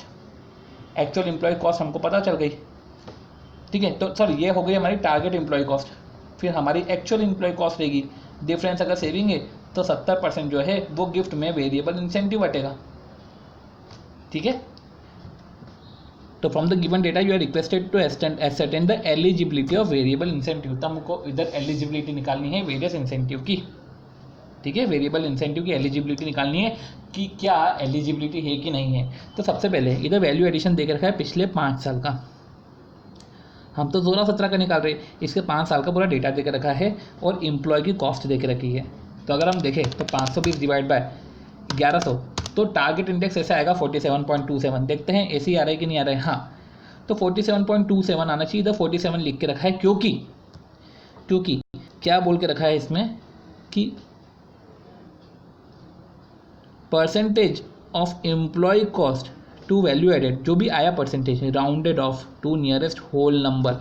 Nearest whole number में आप राउंड ऑफ कर देना, तो 47.25 टर्न्स टू 47। इधर लिख लेता हूँ, ठीक है, 47.25 टर्न्स टू 47। ओके, अब इधर हम बात करें तो इधर अगर हम बात करें तो टारगेट इंडेक्स में जो सबसे बेस्ट है वो सबसे बेस्ट है 41 हमारा टारगेट इंडेक्स परसेंटेज है। टारगेट इंडेक्स परसेंटेज के बाद हम करते हैं वैल्यू एडिशन को कैलकुलेट। तो वैल्यू एडिशन को कैलकुलेट करते हैं, तो ग्रॉस वैल्यू एडेड जब हम कैलकुलेट करें तो सबसे पहले हम फालतू की चीज़ें जो है जो एप्लीकेशन में जाएगी उसका हम वैसे भी रेड से मार्क कर लेते हैं कि क्या बोल के रखा है, बीम्स दे के रखा है, pay to employee, capital, provider of capital, ये सब दे के रखा है। और ये जो है पिछले 5 साल का दे के रखा है। तो ये डेटा तो हमको कैलकुलेशन में मदद होगा नहीं, हमको तो इस साल का कैलकुलेट करना है। तो यहाँ से जो P&L अकाउंट से हमको इस साल का वैल्यू एडेड स्टेटमेंट कैलकुलेट करना पड़ेगा, वैल्यू एडेड निकालना पड़ेगा। तो इसमें जो है वेजेस नहीं जाएगा क्योंकि एप्लीकेशन टूवर्ड्स, तो वेजेस नहीं जाएगा क्योंकि एप्लीकेशन टूवर्ड्स जो है वो एप्लीकेशन टूवर्ड्स दी है वो एम्प्लॉय, तो एप्लीकेशन टूवर्ड्स एम्प्लॉय है। प्रोडक्शन सैलरी से एप्लीकेशन टूवर्ड्स एम्प्लॉय है, प्रोडक्शन एक्सपेंसेस जाएगा, डेप्रिसिएशन भी नहीं जाएगा, एडमिनिस्ट्रेटिव सैलरी नहीं जाएगा, एक्सपेंसेस एडमिनिस्ट्रेटिव डेप्रिसिएशन भी नहीं जाएगा, इंटरेस्ट जाएगा कि नहीं जाएगा, इंटरेस्ट भी नहीं जाएगा, फिर सेल्स एंड डिस्ट्रीब्यूशन सैलरीज भी नहीं जाएगी और सेलिंग डेप्रिसिएशन ये भी नहीं जाएगा। मतलब कि अगर हम इनकम इधर अदर इनकम नहीं देके रखी, तो अगर हम हमारा रिवेन्यू में से हमने क्या माइनस किया, हमने मटेरियल कंज्यूम माइनस करेंगे as a BIMS, production expenses minus करेंगे 500, एडमिनिस्ट्रेशन एक्सपेंसेस माइनस करेंगे 200, सेलिंग एक्सपेंसेस माइनस करेंगे 350। तो कायदे से 2970 हमारा ग्रॉस वैल्यू एडेड आना चाहिए। चेक करते हैं कि यही है कि नहीं है ग्रॉस वैल्यू एडेड 2970। तो हाँ, 2970 जो है हमारा ये ग्रॉस वैल्यू एडेड है, राइट। अब इसकी एप्लीकेशन करनी पड़ेगी, तो एप्लीकेशन चेक कर लेते हैं। तो एप्लीकेशन यही ही तो अप्लाई होना है। तो एप्लीकेशन जो है वेजेस एम्प्लॉय को जाएगा, सैलरीज एम्प्लॉय को जाएगा, और प्रोडक्शन डेप्रिसिएशन जो है एंटिटी को जाएगा, एडमिनिस्ट्रेटिव सैलरीज एम्प्लॉयज़ को जाएगा, डेप्रिसिएशन जो है वो एंटिटी को जाएगा, interest long term service provider को जाएगा। फिर उसके बाद आती है बात सेलिंग एंड डिस्ट्रीब्यूशन सैलरीज, ये एम्प्लॉय को जाएगा, सेलिंग डेप्रिसिएशन है ये एम्प्लॉय को जाएगा।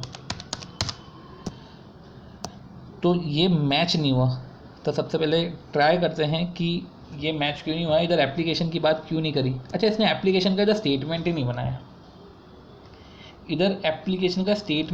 बनाया, फिर भी मैं ट्राई करता हूँ कि 2970 इधर आ रहा है कि नहीं आ रहा है। ओके, बाद में प्रॉफिट भी तो है, ये प्रॉफिट भी तो एंटिटी को जाएगा, राइट, ये क्यों भूल जाते हैं, ये प्रॉफिट भी तो एंटिटी को जाएगा। तो 400, 130, फिर आएगा 150 डेप्रिसिएशन जो एंटिटी को जाएगा, 150 जो एम्प्लॉय को जाएगा, 100 जो एंटिटी को जाएगा, 150 लॉन्ग टर्म प्रोवाइडर्स को जाएगा, 120 जो है एम्प्लॉय को जाएगा, सेलिंग डेप्रिसिएशन है वो जाएगा अपना एंटिटी को, और प्रॉफिट जाएगा 1650। तो हाँ, 2970 आता है। अब पॉइंट ये है कि हमारा जो है वैल्यू एडिशन आ गया, तो वैल्यू एडिशन आ गया, टारगेट इंडेक्स आ गया, लगाओ 2970 पे 41% लगाओ, वो आया 1217.7। पर अगर हम देखें तो टोटल हमारी एम्प्लॉय कॉस्ट कितनी है, टोटल हमारी एम्प्लॉय कॉस्ट अगर हम देखें तो वेजेस के है 400, सैलरीज के है 130, और फिर एडमिनिस्ट्रेटिव सैलरी के है 150, फिर सेलिंग एंड डिस्ट्रीब्यूशन सैलरीज के है 120, तो 800 आता है। तो 800 आता है तो 417 की सेविंग है। अब सिंस 417.70 की सेविंग है, तो जो बात होती है कि बचा हुआ जो पेमेंट है वो एक तरीके से सेविंग हो गई, उसका 70% जो है वेरिएबल इंसेंटिव बचेगा, तो 292.39 जो है हमारा इंसेंटिव है। इस तरीके से हमने ये क्वेश्चन करा। फिर बात आती है कि एक और आखिरी क्वेश्चन, अच्छा क्वेश्चन होगा ये भी।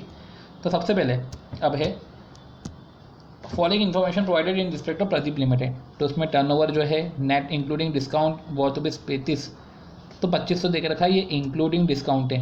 तो हमको समझना है कि इंक्लूडिंग डिस्काउंट का मतलब क्या, डिस्काउंट का अमाउंट एडेड है तो क्या हमको उसको माइनस करना है। तो देखते हैं इसमें इन्होंने माइनस करा है, ठीक है ठीक है। तो हमको ये लिखना होगा कि इधर जो टर्नओवर है it should not be including discount, right. तो इधर जो हम नेट रिवेन्यू कैलकुलेट करते हैं, तो नेट रिवेन्यू में हम इसको और लिख लेते हैं प्रॉपरली,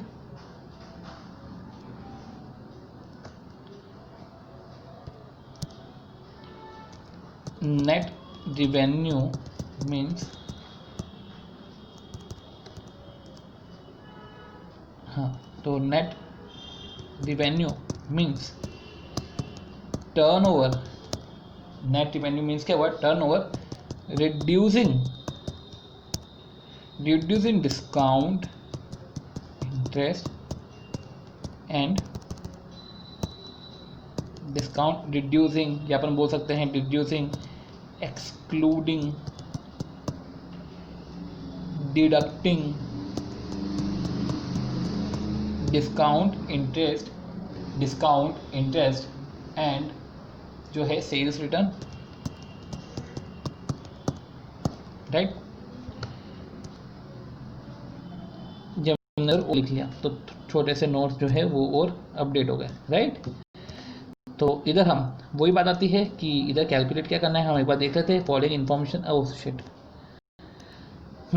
तो फॉलोइंग इन्फॉर्मेशन दे के रखी है। फॉलोइंग इन्फॉर्मेशन में हमको सबसे पहले वैस निकालना है, तो ठीक है पहले वैस निकालते हैं। तो वैस में वही बात आती है कि सबसे पहले हमको जो है पॉइंट आउट कर लो कि जो एप्लीकेशन में जाएगा, तो टर्नओवर जो है तो टर्नओवर जो है प्लांट एंड मशीनरी, डेप्रिसिएशन जो है वो एंटिटी को जाएगा, डेटर नहीं जाएगा, डिविडेंड है वो शेयर होल्डर को जाएगा। फिर जो है cash at bank, printing stationery, remuneration, retained profit entity को जाएगा। रिटेन प्रॉफिट का ओपनिंग बैलेंस है, तो सिंपल सी बात है इधर हमको ध्यान देना पड़ेगा, surplus of current year will be transfer to entity, right. Reserve में जो ट्रांसफ़र होगा वो जाएगा एंटिटी में। बोरोइंग जो है, फिर rent, other expenses, ordinary share capital, ठीक है। ये सब इन्फॉर्मेशन दे के रखी है, कोई अरेंज नहीं दे के रखा है। तो इंटरेस्ट ऑन बोरोइंग है, तो इंटरेस्ट ऑफ बोरोइंग जो है अब ये लॉन्ग टर्म फाइनेंस प्रोवाइडर में चले जाएगा। इनकम टैक्स जो है वो गवर्नमेंट को चले जाएगा। Wages, salaries, employee state insurance, PF जो है वो एम्प्लॉयज़ को जाएगा। तो अब हम करते हैं बिम्स कैलकुलेट। तो देखें तो 2500 में से हम तो सबसे पहले 35 माइनस करते हैं, फिर डेप्रिसिएशन माइनस नहीं करेंगे, डेटा, डिविडेंड, स्टॉक, हाँ, पर इधर अब माइनस जो करेंगे 180 माइनस 240। ओके, किस तरीके से हम इसको कैलकुलेट करेंगे, इधर हमको रॉ मटेरियल कंज्यूम निकालना है, ठीक है। तो 180 प्लस 714 माइनस करना है 240, तो आएगा 654 हमको माइनस करना है, ठीक है। तो इसका जो अमाउंट है वो आएगा रॉ मटेरियल कंज्यूम्ड वो जो आएगा वो आएगा 640, राइट। यही आया 180 माइनस 240 प्लस 714, 654 वो आया 654। देखते हैं 654 इधर नोटेड है कि नहीं। हाँ, यही नोटेड है, रॉ मटेरियल कंज्यूम में यही नोटेड है, ठीक है। तो इसके पहले अगर हम देखें तो एक जगह आया था डिक्रीज इन स्टॉक, किधर देखा था मैंने डिक्रीज इन स्टॉक और परचेज ऑफ रॉ मटेरियल। तो डिक्रीज इन स्टॉक मतलब वही हो गया ना, ओपनिंग माइनस क्लोजिंग,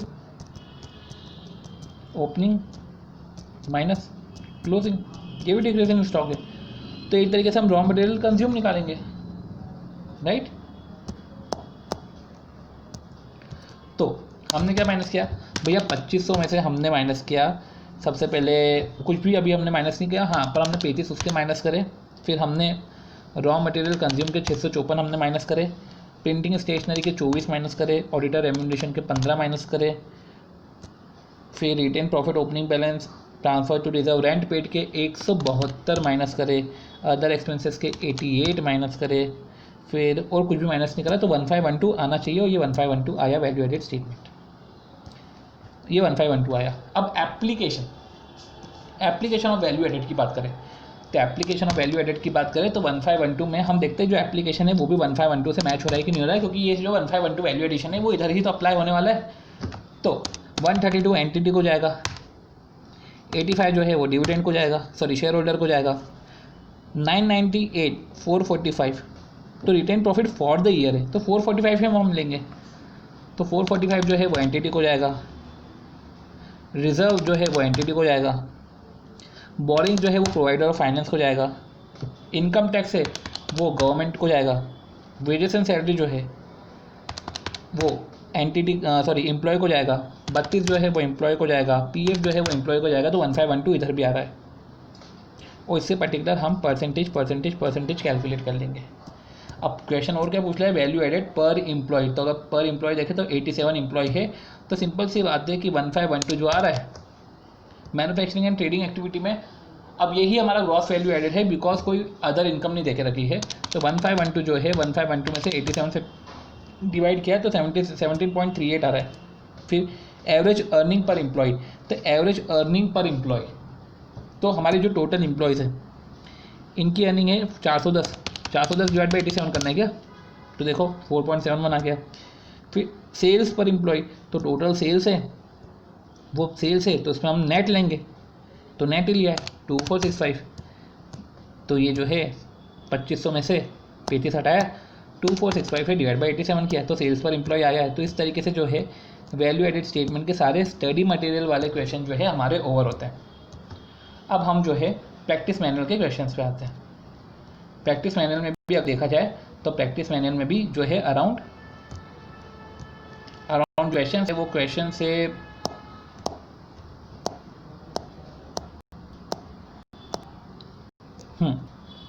इसमें भी अराउंड क्वेश्चन है अच्छे खासे, तो ठीक है। तो या तो हम इसको नेक्स्ट वीडियो में लेते हैं, कंसीडर करते हैं इसको, नेक्स्ट वीडियो में हम जो है शूट करते हैं, ठीक है।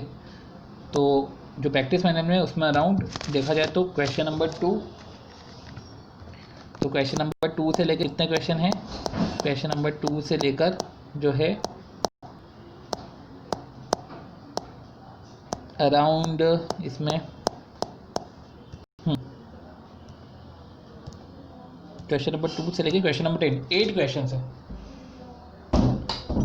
तो 8 क्वेश्चन है।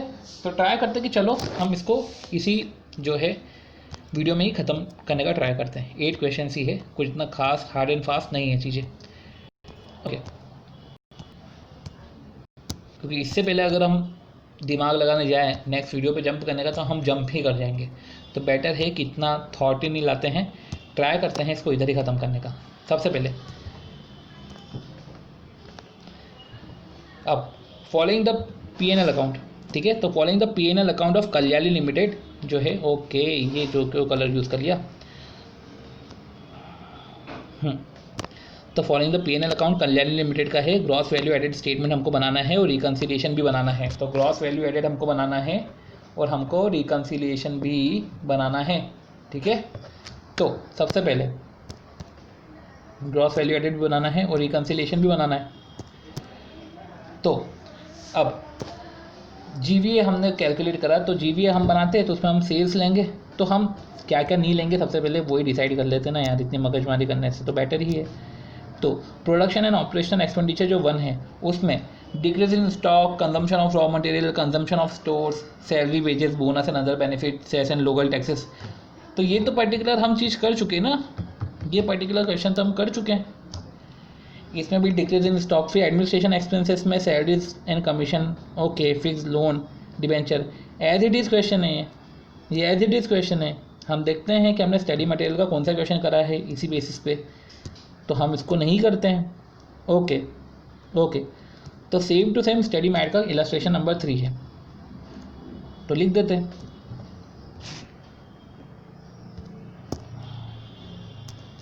Same as study material illustration 3।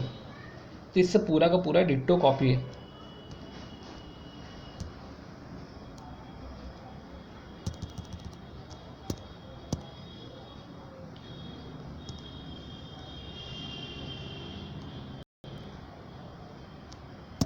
Okay, फिर आती है बात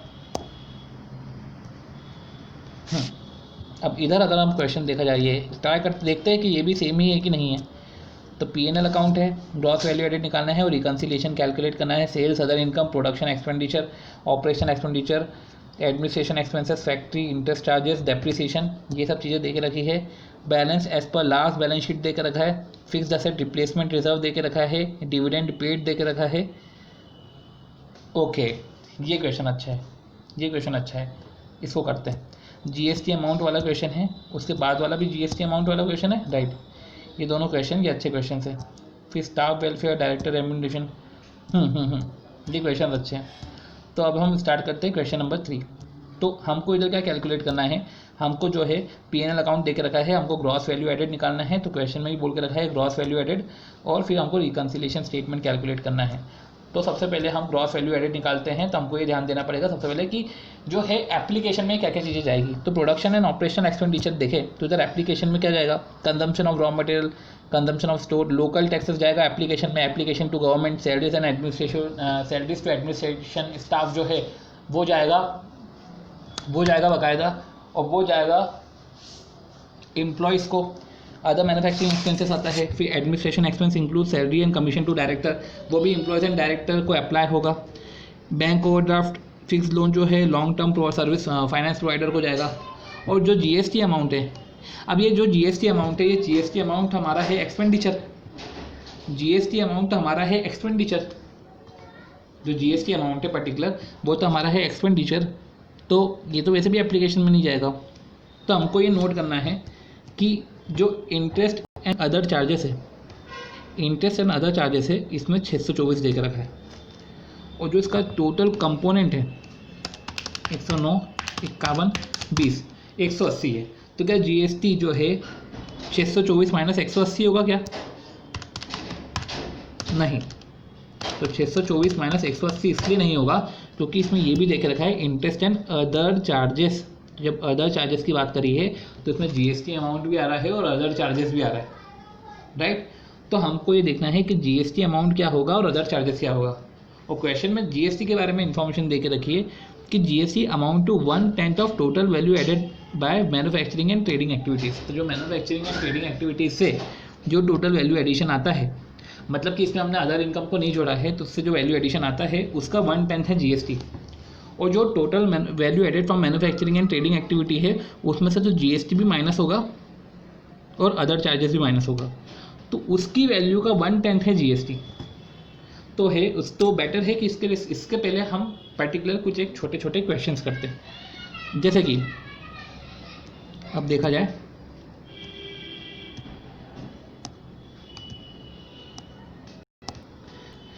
जैसे ये क्वेश्चन है, रिवेन्यू देख रखा है 6240, cost of business 3692, administration expenditure है 175 और इंटरेस्ट एंड अदर चार्जेस है 624। वही क्वेश्चन को मैंने सैंपल में लेकर रखा है। अब 624 में बैंक कोड है 109, फिक्स लोन का इंटरेस्ट है 51, वर्किंग कैपिटल का लोन है 20 और जीएसटी जो है 1/10 ऑफ टोटल वैल्यू एडेड है after manufacturing and trading activity. अब हम इसमें जीएसटी कैसे कैलकुलेट करेंगे और अदर चार्जेस कैसे कैलकुलेट करेंगे। अदर चार्जेस बोल के नहीं रखा है पर वो एक हिडन कंसेप्ट है, अदर चार्जेस इज हिडन। तो लिख लेते हैं other charges is hidden here, और इधर other charges also treated expenditure, also treat as expenditure. तो उसको भी एक्सपेंडिचर जैसे ही ट्रीट करेंगे, उसको जो है उसको भी जो है एक्सपेंडिचर जैसे ही ट्रीट करेंगे, उसको जो है हम उसको भी जो है हम एक्सपेंडिचर जैसे ही ट्रीट करेंगे और उसको हम जो है एप्लीकेशन जैसे ट्रीट नहीं करेंगे। तो उसको भी हम एप्लीकेशन जैसे ही एक्सपेंडिचर जैसे ही ट्रीट करेंगे, ठीक है।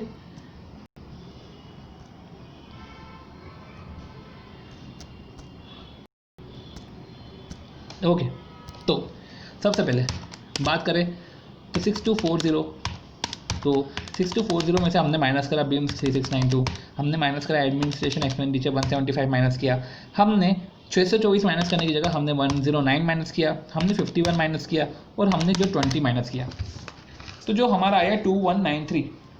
अब 2193 में से हमको जीएसटी को माइनस करना है। सपोज करो जीएसटी एक्स है, ओके 2193 हमारा आया था, तो इधर 2244 कैसे दिख रहा है, मैं एक बार ट्राई करता हूँ वापस, इसमें 20 माइनस किया, ओके हाँ, तो 6240 में से हमने माइनस किया 3692, हमने माइनस किया 175, फिर माइनस किया 109, फिर 51 और 20, okay okay okay okay okay okay ठीक है। 51 के तो माइनस किया, 51 नहीं माइनस करना था, फिक्स लोन का इंटरेस्ट है, तो वैसे भी एप्लीकेशन है तो ये माइनस नहीं होगा, राइट। तो लिख लेते हैं, इसके पहले और गलती नहीं हो, this is an expenditure, hence this shouldn't be reduced, this is an expenditure and this shouldn't be reduced। अब जो है हमारा ये 2244 आया, अब ये 2244 जो आया, ये 2244 जो आया उसमें से हमने जीएसटी माइनस किया, ये पर्टिकुलर जो 2244 आया उसमें हमने फिर जीएसटी माइनस किया और अदर चार्जेस माइनस किए, राइट। तो जीएसटी हमने माइनस किया एक्स, तो जो 2244 है, तो 2244 है, इसमें से हमने माइनस किया एक्स, तो लेट जीएसटी भी एक्स। अगर हमने जीएसटी को एक्स माना तो जो अदर चार्जेस है वो अदर चार्जेस क्या होंगे, अदर चार्जेस ये होंगे कि 624 में से हमने 109 हटाया, 51 हटाया, 20 हटाया और एक्स हटाया, तो 444 माइनस एक्स हो जाएगा अदर चार्जेस। जीएसटी एक्स है और ये 444 माइनस एक्स है, ठीक है। तो अब हम देखें तो 2244 minus GST minus other charges, जो वो आएगा अमाउंट, ये जो है उस अमाउंट का 1/10 जो है जीएसटी होगा। तो क्या बोलना चाह रहा हूँ मैं, 2244 माइनस एक्स और माइनस जो अदर चार्जेस है, ये जो अमाउंट आया ये वैल्यू एडेड आया from trading and manufacturing activity. तो जो from trading and manufacturing activity जो है पर्टिकुलर 2244 माइनस एक्स माइनस जो है हमारा आया अदर चार्जेस, ये माइनस करने के बाद इसका 1/10 जो है, इसका 1/10 ही तो हमारा जीएसटी है। तो इस तरीके से अगर हम देखें तो 2244 minus x minus 444 minus x, तो जो 444 माइनस एक्स है ये ब्रैकेट में रहता है, तो अगर वो माइनस ब्रैकेट के अंदर जाता है तो माइनस 444 हो जाएगा और ये माइनस माइनस हो जाएगा प्लस। तो देखा जाए इसको अगर हम सॉल्व करेंगे तो 2244 माइनस 444, 2244 माइनस 444 ये आएगा 1800 और 1800 डिवाइड बाई 10 करेंगे आएगा 180, जीएसटी 180, अदर चार्जेस है 264। तो इस तरीके से जो है हमारा जीएसटी का अमाउंट आ गया और अदर चार्जेस का अमाउंट आ गया। सिंपल सी बात है। अगर दूसरा क्वेश्चन कैलकुलेट करें तो 12480 है, उसमें से माइनस करो 7384 माइनस करा और हमने 350 माइनस करा, फिर 350 माइनस करने के बाद हमने बैंक कोडी के 218 माइनस करे, फिक्स लोन हम माइनस नहीं करेंगे और 40 वर्किंग कैपिटल के माइनस करेंगे तो 4488 आता है, पर इधर वापस हमने 4523 आया। एक मिनट, 1212480 हमने माइनस किया, उसमें से 7384 हमने माइनस किया, 350 माइनस किया, बैंक कोडी 218 माइनस किया, फिक्स लोन माइनस नहीं करना है 40 माइनस किया तो 4518 आता है। तो 4518 आता है तो 4523 जो दिखा रहा है ये,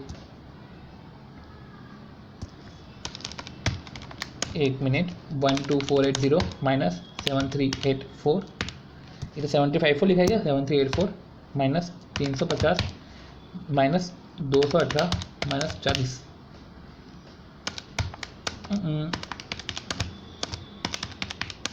12480 में से 7384 हमने माइनस किया, 350 हमने माइनस किया, 218 हमने माइनस किया और 40 माइनस किया तो 4488 आता है, 4488 आता है, राइट 4488 आता है।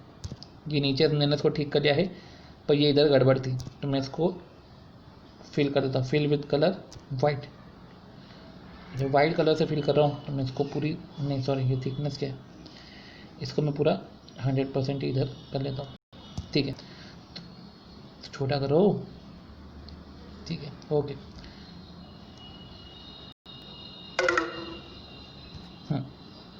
तो जो आया हमारा अमाउंट क्या आया, हमारा अमाउंट आया 4488, राइट। तो 4488 जो पर्टिकुलर अमाउंट था,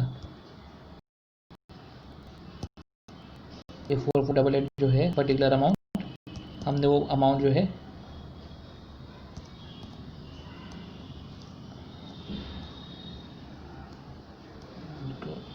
राइट ये हम लेकर आ गए, ठीक है। तो अब जो है जीएसटी उसमें से एक्स माइनस किया, और अदर चार्जेस कैसे निकालेंगे, तो अदर चार्जेस ये है कि अगर 1248 में से अगर 218 माइनस करें, 102 माइनस करें, 40 माइनस करें, तो 888 आएगा, और 888 में से एक्स माइनस किया तो ये अदर चार्जेस आया। अब देखा जाए तो अब हम अगर कैलकुलेट करें, तो अगर हम कैलकुलेट करें तो जो हमारा 4488 है उसमें से अगर हम जीएसटी माइनस करें और हम 888 माइनस एक्स करें, उसका 1/10 निकालें, तो यही हमारा जीएसटी है एक्स, और एक्स कैलकुलेट करेंगे तो वही आ जाएगा 360, और अदर चार्जेस आएगा 528। तो कैलकुलेट करते 4488 में से हमने 888 माइनस करा और डिवाइड बाय 10 करा, तो ये हमारा आएगा जीएसटी, और 888 माइनस 360 करा तो ये हमारा आया 528। तो इस तरीके से जो है हमने जो है इस पर्टिकुलर तरीके से GST and other charges calculate कर लिए। अगर देखा जाए तो यही इधर दे के रखा है, तो यही सब चीज़ें इधर दे के रखी है। अब हम वैल्यू एडेड स्टेटमेंट इधर कैलकुलेट करते हैं, तो वैल्यू एडेड स्टेटमेंट इधर कैलकुलेट जो कर रहे हैं, तो इधर जो वैल्यू एडेड स्टेटमेंट कैलकुलेट कर रहे हैं, तो ये वैल्यू एडेड स्टेटमेंट कैलकुलेट करने का तरीका भी इधर ऐसा ही है कि इसमें जो हम है जो अब इधर रेट से पहले मैं मार्क कर देता कि जो हमारे काम का नहीं है, इंटरेस्ट एंड अदर चार्जेस जो है वो तो एप्लीकेशन है लॉन्ग टर्म फाइनेंस का। अब इंटरेस्ट एंड अदर चार्जेस का पूरा नहीं है, उसमें फिक्स लोन और फिक्स लोन सॉरी उसमें इंटरेस्ट एंड अदर चार्जेस में फिक्स लोन जाएगा लॉन्ग टर्म सर्विस प्रोवाइडर को, जीएसटी नहीं जाएगा, ठीक है। और फिर ये एडमिनिस्ट्रेशन एक्सपेंसेस इसकी बात कर रहे हैं, तो अपन ऐसा करते हैं डायरेक्ट कैलकुलेशन ही करते हैं कि सेल्स है 6240, उसमें से अभी हमने अदर इनकम ऐड नहीं करेंगे। प्रोडक्शन एंड ऑपरेशनल एक्सपेंडिचर हमको क्या पूरा माइनस करना है, नहीं पूरा नहीं माइनस करना है, उसमें 3210 हम माइनस करेंगे। हम कंजम्पशन ऑफ स्टोर माइनस करेंगे, और लोकल टैक्स माइनस नहीं करेंगे क्योंकि वो गवर्नमेंट को जाएगा, सैलरीज एम्प्लॉयज़ को जाएगा। 442 माइनस करेंगे जो है 3432। फिर उसके बाद हम एडमिनिस्ट्रेशन एक्सपेंस पूरा माइनस नहीं करेंगे, हम इसमें सिर्फ माइनस करेंगे 175। और फिर इंटरेस्ट एंड अदर चार्जेस में हम क्या माइनस करेंगे, इंटरेस्ट एंड अदर चार्जेस में हम 109 माइनस करेंगे, फिर माइनस करेंगे हम 51 माइनस करेंगे, 51 भी माइनस नहीं करेंगे, हम माइनस करेंगे 20। तो हमारा क्या आया 3128, तो हमारा आया 3128।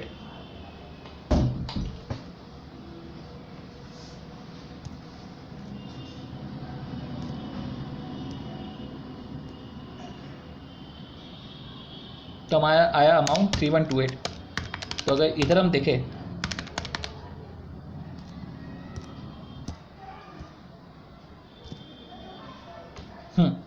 तो हमने कैसे कैलकुलेट किया 6240 उसमें से हमने माइनस किया ये पर्टिकुलर जो भी है 3692 माइनस किया, और ये जो कैलकुलेशन हमने जो करा हमने यहाँ तक पूरा माइनस कर दिया। तो हम अगर हम देखें 6240 माइनस 3692, फिर माइनस हमने किया 175, फिर माइनस किया हमने 109, फिर माइनस किया हमने 20, तो ये आया 2244, ठीक है। तो ये आया 2244 यहाँ तक, ये 2244 यहाँ तक आया जिसमें हमने जीएसटी और अदर मिसलेनियस चार्जेस हमने माइनस नहीं करे। तो अगर अब हम देखें तो ये वही सिचुएशन बन गई है जो मैंने एग्जांपल में बताई थी। तो 2244 ये आया, उसके बाद हम क्या करेंगे, जीएसटी को हमने एक्स माना, ठीक है। तो कैलकुलेशन जब हम जीएसटी का करते हैं तो जीएसटी को हमने माना एक्स, तो let the GST be x.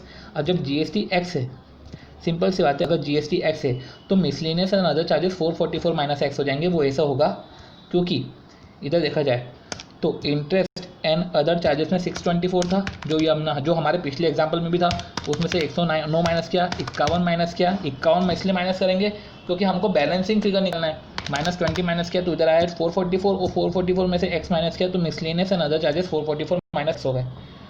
तो जो बात आती है कि जो 2244 है तो ये पूरा कैलकुलेशन जो है यहाँ से ना यहाँ तक का आई थिंक ये 2244 होना चाहिए। तो 6240 में से हमने 3692 माइनस किया एंड जो है चलो ठीक है, अगर हम यही देखें तो 6240 माइनस 3692 माइनस 175 माइनस 109 माइनस 20, तो ये 2244 आया। अब इसमें जो है पर्टिकुलर जो है जीएसटी और अदर चार्जेस को माइनस करा, तो जीएसटी अदर चार्जेस जो जीएसटी है एक्स और अदर चार्जेस है 444 माइनस एक्स, इसको सॉल्व करेंगे तो एक्स आ जाएगा और इससे अदर मिसलेनियस चार्जेस आ जाएंगे। तो इसको सॉल्व करा, एक्स आया और अदर मिसलेनियस चार्जेस को है इसको नोट डाउन करा और फिर value added from manufacturing and trading activity के बाद हमने जो है हमको जो भूलना नहीं है अदर इनकम, ठीक है, do at last but don't forget, हमको 55 ऐड करके टोटल वैल्यू एडेड आ जाएगा 1855। अब हम एप्लीकेशन से देख लेते हैं 1855 आ रहा है कि नहीं आ रहा है। तो ये जो है 8 गवर्नमेंट को जाएगा, जो है 620 एम्प्लॉयज़ को जाएगा, फिर 5 जो है एम्प्लॉयज़ को जाएगा, फिर लोन है प्रोवाइडर्स को जाएगा, फिर इसमें जो है surplus carried to balance sheet, तो surplus carried to balance sheet ये भी है जो एंटिटी को जाएगा, तो प्लस 600 जो है वो एंटिटी को जाएगा। फिर उसके बाद डिविडेंड पेड है वो शेयर होल्डर को जाएगा जो है 160। फिक्स एसेट रिप्लेसमेंट रिजर्व जो है वो बकायदा फिक्स एसेट रिप्लेसमेंट रिजर्व जो है एंटिटी को जाएगा 400। फिर balance as per last balance sheet, balance as per last balance sheet जो है वो सरप्लस में से माइनस हो जाएगा, तो जो balance as per last balance sheet है वो सरप्लस में से हो जाएगा माइनस। फिर जो है डेप्रिसिएशन, ये डेप्रिसिएशन ऐड हो जाएगा। तो इस तरीके से जो है हमारा ये भी मैच हो रहा है।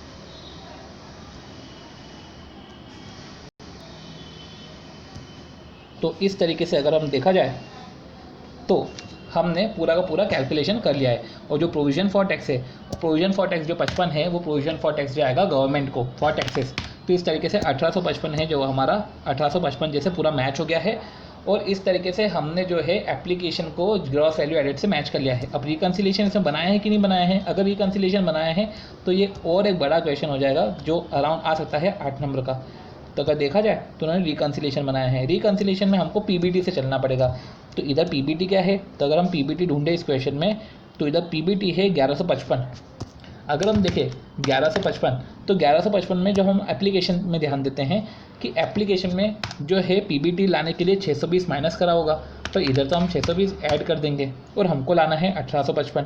620 ऐड करा, 5 हम ऐड करेंगे, लोकल टैक्सेस हम ऐड करेंगे, इनकम टैक्स ऐड नहीं करेंगे क्योंकि वो तो पीबीटी के बाद का रहता है, अभी तो हमको पीबीटी से ही रिवर्स चलना है।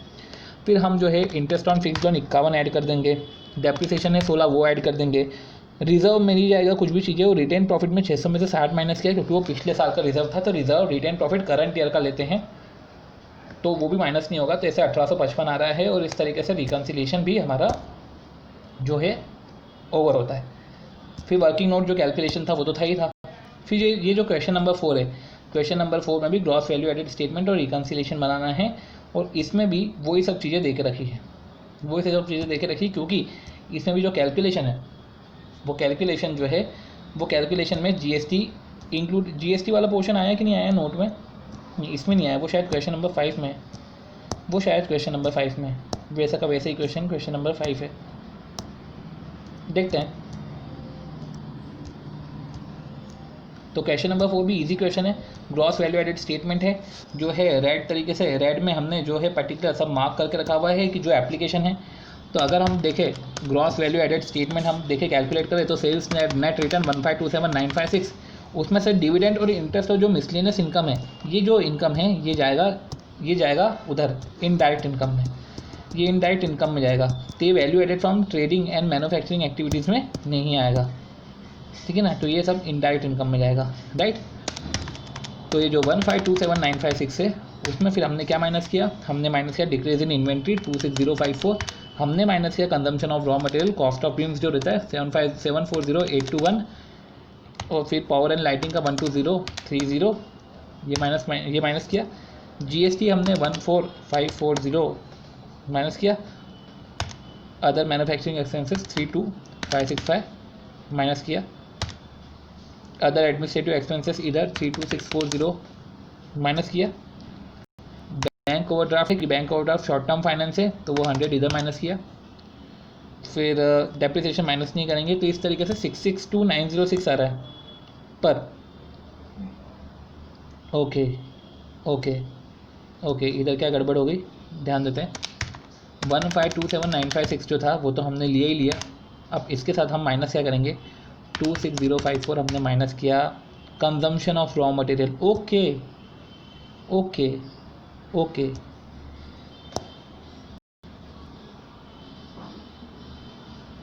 इसमें क्या करा इन्होंने, वर्किंग नोट पे ध्यान देना है, इधर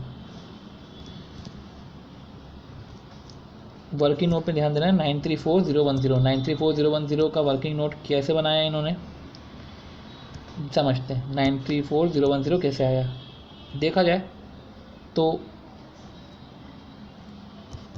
अब देखो, नोट करने वाली बात यह है इसमें कि जो इधर नोट करने वाली बात यह है कि जो decrease in inventory of finish good है वो ये कंजम्पशन है रॉ मटेरियल का।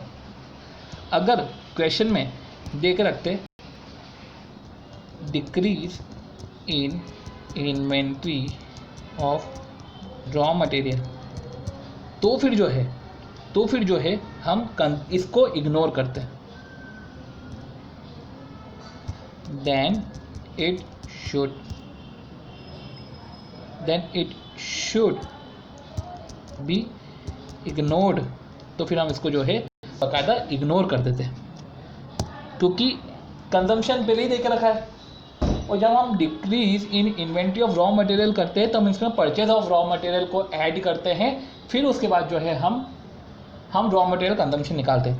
तो इधर रॉ मटेरियल कंजम्पशन की तो पहले ही बात करके रखी है, तो हम इसको फिर इग्नोर नहीं करते, पर इधर decrease in inventory of finish good है जिसको हम लेंगे।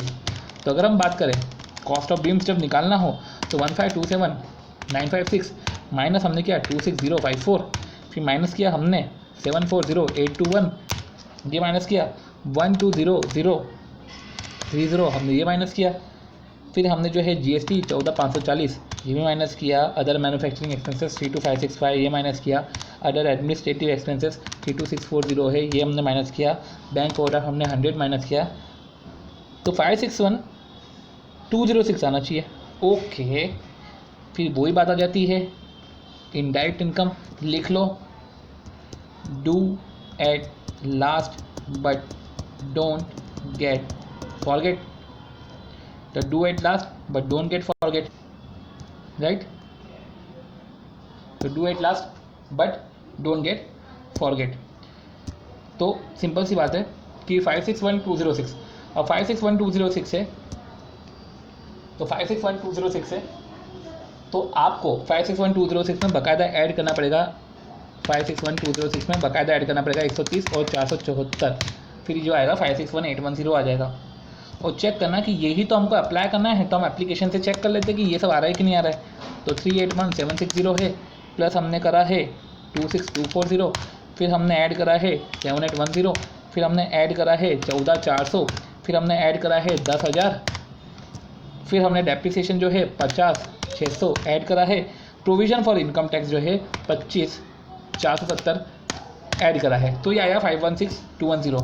अब ये जो प्रोविज़न फॉर इनकम टैक्स है ये हमें वापस बोलता रहूँगा कि प्रोविज़न फॉर इनकम टैक्स है ये गवर्नमेंट को जाएगा, डेप्रिसिएशन एंटिटी को जाएगा, लॉन्ग टर्म लोन और मॉर्गेज डिवेंचर है ये long term service finance provider को जाएगा, डायरेक्टर रेम्यूनरेशन एम्प्लॉय के वेजेस में जाएगा, स्टाफ वेलफेयर वेजेस सैलरी जो है वो एम्प्लॉयज़ के वेजेस को जाएगा। तो पर्टिकुलर जो ये सब चीज़ें हैं ये एम्प्लॉयज़ के वेजेस को जाएगा, ठीक है। तो एम्प्लॉयज़ को डायरेक्टर को इन्होंने सेपरेट शो करके रखा है, ठीक है। इन्होंने डायरेक्टर को माना है कि होल टाइम डायरेक्टर नहीं है, नॉन एग्जीक्यूटिव डायरेक्टर है। तो ऐसे एप्लीकेशन हो गया। अब एप्लीकेशन हो गया तो एप्लीकेशन के बाद हम जो है ध्यान देंगे कि जो ओके फिर जनरल रिजर्व जो है वो भी जाता है और इस तरीके से जो है पूरा मैच हो जाएगा। अब पॉइंट ये है कि इसमें जो है हमको रिकन्सिलिएशन स्टेटमेंट बनाना है, तो रिकन्सिलिएशन स्टेटमेंट में हमको पीबीटी दे के रखा है। पीबीटी कहाँ है, पीबीटी ये है 71,000 से हमको वैल्यू एडिशन पे लाना है, 561810 पे आना है। तो सिंपल सी बात है 71,000 में हमने एम्प्लॉय के जो सैलरी वेजेस है ये सब माइनस करे होंगे, तो इसको ऐड कर लो, तो 4,08,000 इसको ऐड कर लेंगे, 7810 जो है डायरेक्टर का रेम्यूनरेशन इसको भी ऐड करेंगे, इनकम टैक्स ऐड नहीं करेंगे, डिस्ट्रीब्यूटेड प्रॉफिट पे जो टैक्स है वो ऐड नहीं करेंगे, प्रोवाइडर ऑफ कैपिटल में 14,400 है वो ऐड कर लेंगे, long term loan from financial institution ये भी ऐड करेंगे, फिर जो है डिविडेंड टू शेयर होल्डर ये तो वैसे भी पीबीटी के बाद आता है, फिर जो 50,600 है ये जो है डेप्रिसिएशन ये ऐड करेंगे, जनरल रिजर्व और रिटेन प्रॉफिट ऐड नहीं करेंगे तो 561,810 आ गया, और इस तरीके से जो है हमारा रिकन्सिलेशन स्टेटमेंट भी बनता है। क्वेश्चन 5 है, क्वेश्चन 5 में भी हमको ग्रॉस वैल्यू एडेड स्टेटमेंट निकालना है और रिकन्सिलेशन स्टेटमेंट निकालना है, जो भी हम इसमें तरीके से कर सकते हैं। बस ये लास्ट बैलेंस शीट है तो हमको ध्यान देना पड़ेगा कि जो हमको क्या ध्यान देना पड़ेगा कि जो पर्टिकुलर रिटेन प्रॉफिट है, जो रिटेन प्रॉफिट है वो रिटेन प्रॉफिट में से हमको ये जो लास्ट बैलेंस शीट है वो लास्ट बैलेंस शीट का सरप्लस जो है हमको हटाना पड़ेगा। तो जो बैलेंस कैरीड टू है बैलेंस शीट 60 में से 40 माइनस करना पड़ेगा। ये हमको चीज़ पर्टिकुलर ध्यान रखनी पड़ेगी जब हम एंटिटी को अप्लाई कर रहे हैं। तो देखना 60 माइनस 40 इन्होंने माइनस किया है, बाकी same to same as it is ये डिक्टो ही क्वेश्चन है, तो इसमें कुछ ज़्यादा एफर्ट की ज़रूरत नहीं है। फिर बात आती है इसके बाद जो क्वेश्चन आता है कि इसको अगर हमने काट भी दिया तो भी कोई दिक्कत नहीं है। फिर क्वेश्चन 6 की बात आई, क्वेश्चन 6 भी जो है वो डिक्टो क्वेश्चन है, इसमें भी हाँ क्वेश्चन 6 किसके सेम है। क्वेश्चन 6 अगर हम बात करें तो स्टडी मटेरियल में हमने ऐसा क्वेश्चन पढ़ा था डेफर्ड टैक्स अकाउंट का। तो स्टडी मटेरियल में अगर हम देखें डेफर्ड टैक्स अकाउंट का, तो डेफर्ड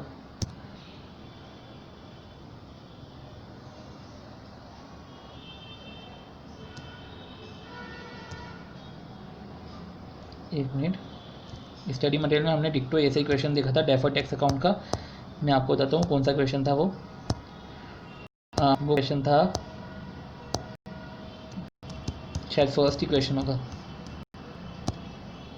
हाँ, तो स्टडी मैट का जो है क्वेश्चन नंबर 1 वो क्वेश्चन नंबर 1 से पूरा ही मिलता जुलता क्वेश्चन है, पूरा ही, क्योंकि उसमें फिक्स एसेट रिप्लेसमेंट रिजर्व है। कैसे मिलता जुलता है, फिक्स एसेट रिप्लेसमेंट रिजर्व दे के रखा है, प्रोविजन फॉर टैक्स दे के रखा है, रिटेन प्रॉफिट दे के रखा है, ये सब चीज़ें दे के रखी है। अगर हम इसकी बात करें तो ये जो पर्टिकुलर क्वेश्चन था इसमें भी रिटेन प्रॉफिट दे के रखा है, रिटेन प्रॉफिट दे के रखा है, फिक्स एसेट रिप्लेसमेंट रिजर्व दे के रखा है। इस तरीके से जो है बात करी गई है, डेफर्ड टैक्स अकाउंट की बात है। तो ये सब एज इट इज़ ये क्वेश्चन था।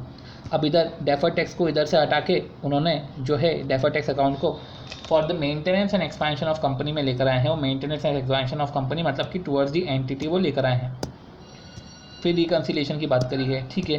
क्वेश्चन नंबर 7 है, क्वेश्चन नंबर 7 की अगर हम बात करें तो क्वेश्चन नंबर 7 में भी जीएसटी वाला पर्टिकुलर पोर्शन है 1/10।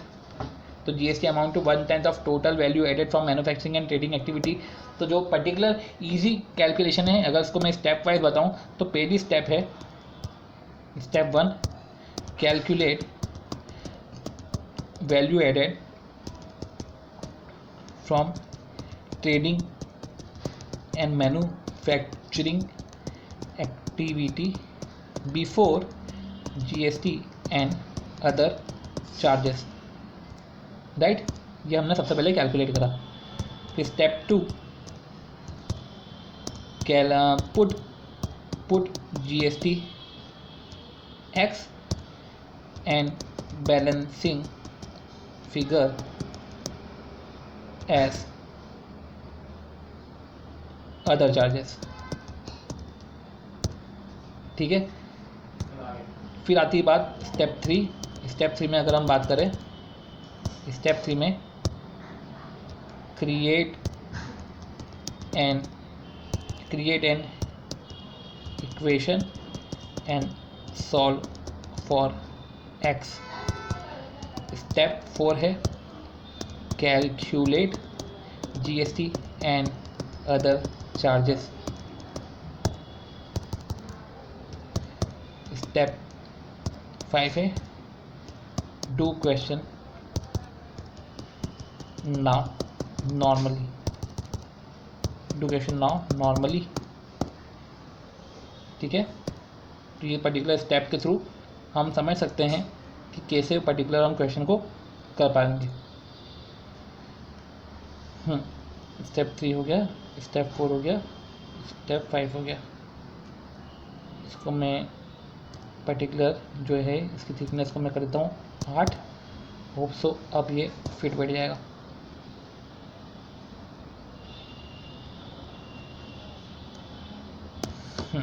तो इस तरीके से हमको जो है कैलकुलेशन करना है।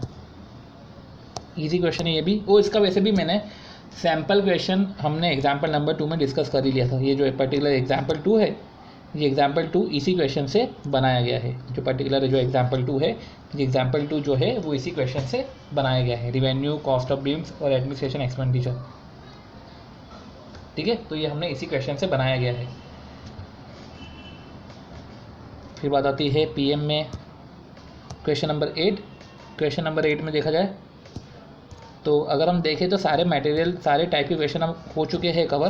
क्वेश्चन नंबर 8 में भी ऑपरेटिंग कॉस्ट है, जीएसटी है, बैंक ओवरड्राफ्ट है, ठीक है। ये क्वेश्चन नंबर 8 भी नॉर्मल क्वेश्चन है, पूरा का पूरा नॉर्मल क्वेश्चन है। वो इस टाइप का क्वेश्चन हमने देखा है। तो मैं आपको इसमें इसका जो है ये बहुत नॉर्मल क्वेश्चन है, बेसिक सा क्वेश्चन है क्वेश्चन नंबर 8।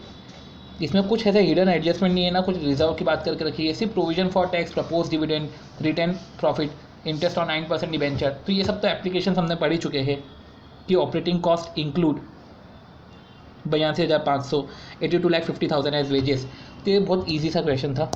फिर जो अगर हम देखें क्वेश्चन नंबर 9, तो क्वेश्चन नंबर 9 में भी वो भी पूरा का पूरा जो है डिक्टो क्वेश्चन है। क्वेश्चन नंबर प्रीवियस क्वेश्चन का ही डिक्टो क्वेश्चन है, तो ये भी इतना इंपॉर्टेंट नहीं है।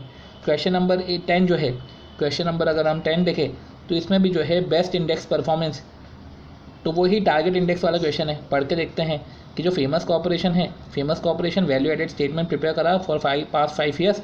ह्यूमन रिसोर्स मैनेजमेंट ने जो है सजेस्ट करा है introducing a value added incentive to motivate the employ. तो एम्प्लॉय को मोटिवेट करने के लिए इंसेंटिव चाहिए, राइट। तो एम्प्लॉय को मोटिवेट करने के लिए इंसेंटिव चाहिए। तो इंसेंटिव कैसे लेकर आए हैं? To motivate the employee for better performance. तो बेटर परफॉर्मेंस के लिए बाकायदा रिवॉर्ड देकर रखा है, ठीक है। तो टू इंट्रोड्यूस द स्कीम, तो इंट्रोड्यूस द स्कीम, ठीक है। It is proposed that the best index performance जो है वो एक टारगेट इंडेक्स हो जाएगा। और अगर उससे कम तुम्हारा एम्प्लॉय कॉस्ट आया तो जो पर्टिकुलर सेविंग है उसका फिर जो है उसका जो पर्टिकुलर परसेंटेज है फिर वो जो है वेरिएबल इंसेंटिव होगा। तो जो बेस्ट इंडेक्स परफॉर्मेंस है वो टारगेट इंडेक्स हो जाएगा। तो after the target index is determined, any actual improvement in the index will be rewarded. The employer and employee will be share any such improvement in the ratio 1:2। मतलब जो भी saving होगी इसको 1:2 में जो है 1:2 में एम्प्लॉयर एंड एम्प्लॉय डिस्ट्रीब्यूट करेंगे। तो 1/3 जो पोर्शन है वो एम्प्लॉयर रखेगा और 2/3 जो पोर्शन है वो एम्प्लॉय रखेगा। तो पर्टिकुलर अगर हम देखें तो इस पर हमने तो इस क्वेश्चन में हम देखें तो सबसे पहले इन्होंने क्या किया, सबसे पहले इन्होंने जो है टारगेट इंडेक्स निकाला। टारगेट इंडेक्स क्या होता है? Employee cost divide by value addition, ये टारगेट इंडेक्स है। देखते हैं, एम्प्लॉय कॉस्ट है 1300 डिवाइड बाय वैल्यू एडिशन 3040। तो employee cost divide by value addition,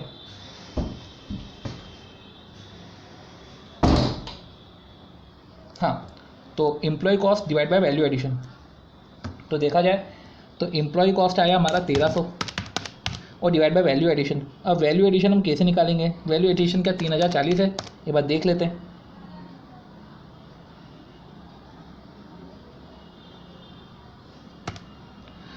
$42.7, ठीक है। Employee cost divide by value added, तो ये एडेड वैल्यू है, ये पर्टिकुलर इन्होंने निकाल के रखा है। अब इसी तरीके से निकालना था क्या, employee cost to added value, question में भी देके रखा है, तो आपको ज़्यादा दिमाग लगाने की जरूरत नहीं। Employee cost to added value 42.76 था।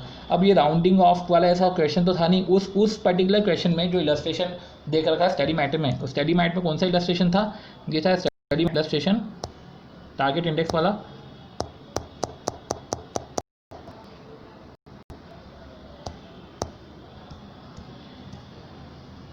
ये था इलस्ट्रेशन नंबर 4।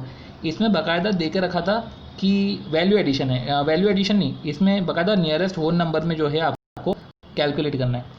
तो जो है इधर इलस्ट्रेशन सेम एस जो है क्वेश्चन इलस्ट्रेशन नंबर 4 स्टडी में, तो इधर हम लिख लेते हैं इलस्ट्रेशन नंबर 4 जैसे सेम है, तो same S illustration number 4, right. तो सेम एस इलस्ट्रेशन नंबर 4 जो है ये सेम टू सेम डिक्टो ऐसा ही क्वेश्चन है, सेम एस इलस्ट्रेशन नंबर 4। तो अगर हम देखें same S illustration number 4, right. चलो, तो ये सेम एस इलस्ट्रेशन नंबर 4 था और हमने जो है बाकायदा इसका कैलकुलेशन करा और टारगेट इंडेक्स पहले निकाला, और जो सबसे कम है वो है हमारा टारगेट इंडेक्स 40। फिर हमने वैल्यू एडेड स्टेटमेंट से ग्रॉस वैल्यू एड निकाला 7200 का जो 40% है वो 2880 होना चाहिए। फिर जो हमने एम्प्लॉय की कॉस्ट देखी तो वो तो 2520 थी, तो -2520 जो सेविंग है उसका जो डिवाइड बाय 3 × 2 वो जो है वो तो एम्प्लॉय लेके जाएगा, तो जो 240,000 है वो एम्प्लॉय लेके गया है। तो इस तरीके से जो है ये सेविंग जो है एम्प्लॉय को बढ़ गई है। तो इस तरीके से जो है हमने वैल्यू एडेड स्टेटमेंट के पर्टिकुलर स्टडी मटेरियल में और प्रैक्टिस मैनुअल में जो भी क्वेश्चन थे वो क्वेश्चन हमने सब समझ लिए हैं। अगर हम इम्पॉर्टेंट क्वेश्चन समझें कि इम्पॉर्टेंट क्वेश्चन कौन से है वैल्यू एडिशन में, तो सबसे पहले हम एक ये क्वेश्चन ले लेते हैं कि एक ये क्वेश्चन में आप ये कंसेप्ट देख लेना, इलस्ट्रेशन नंबर 10। फिर बात आती है कि इसमें भी अगर रिजर्व की बात हो रही है, ठीक है, तो इसमें अगर हम देखें तो इसके बाद जो क्वेश्चन है ये इसके पहले वाला क्वेश्चन ये कोई इतना इम्पोर्टेंट नहीं है, फिर इसके बाद वाला क्वेश्चन भी इतना इम्पोर्टेंट नहीं है। हाँ, कोई सा जीएसटी वाला एक क्वेश्चन कर लेना। हाँ, ये 7 एक क्वेश्चन कर लेना पीएम में, फिर पीएम में क्वेश्चन 10 और क्वेश्चन 7, तो ये क्वेश्चन 10 और क्वेश्चन 7 हो जाएगा। हाँ, तो क्वेश्चन 7 हो जाएगा। फिर डेफर्ड टैक्स अकाउंट का कुछ अगर आपको देखना हो तो ये देख लेना 6।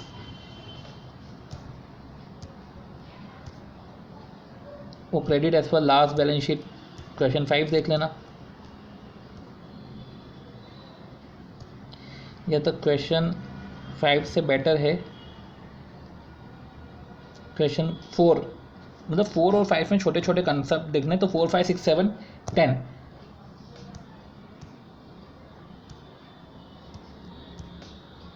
अगर आप छोटे छोटे कंसेप्ट भी देख लो तो आपको जो है सिर्फ 10 और 7 ही करने का है। एक मिनट, तो मैं इसकी क्वेश्चन की लिस्ट आपको एंड में दे दूंगा, कोई इसमें दिक्कत नहीं है। बट आप इसमें जीएसटी वाला क्वेश्चन तो करना ही करना, पूरा का पूरा सरप्लस वाला क्वेश्चन करना ही करना। मतलब कि वो जो नोट्स में सारे कंसेप्ट हैं, जो मैंने आपको नोट्स में कंसेप्ट देख रखे हैं, उस कंसेप्ट से रिलेटेड आप क्वेश्चन देख लेना। जीएसटी से रिलेटेड क्वेश्चन आप देख लेना, फिर डेफर्ड टैक्स से रिलेटेड एक क्वेश्चन देख लेना, ठीक है। तो मैं इसको अंडरलाइन कर लेता हूँ कि जो है डेफर्ड टैक्स के रिस्पेक्ट में जो है आप एक क्वेश्चन देख लेना, जो है जीएसटी के रिस्पेक्ट में आप एक क्वेश्चन देख लेना, और रिवर्स होता है पीएम में, इस पर ध्यान रख लेना। जो है लोकल टैक्स के रिस्पेक्ट में वो कॉन्सेप्ट एक बार आप देख लेना, और फिर है जो डायरेक्टर के रिस्पेक्ट में आप एक क्वेश्चन देख लेना, क्योंकि इसमें एम्प्लॉय और डायरेक्टर को सेपरेट रखा हुआ है।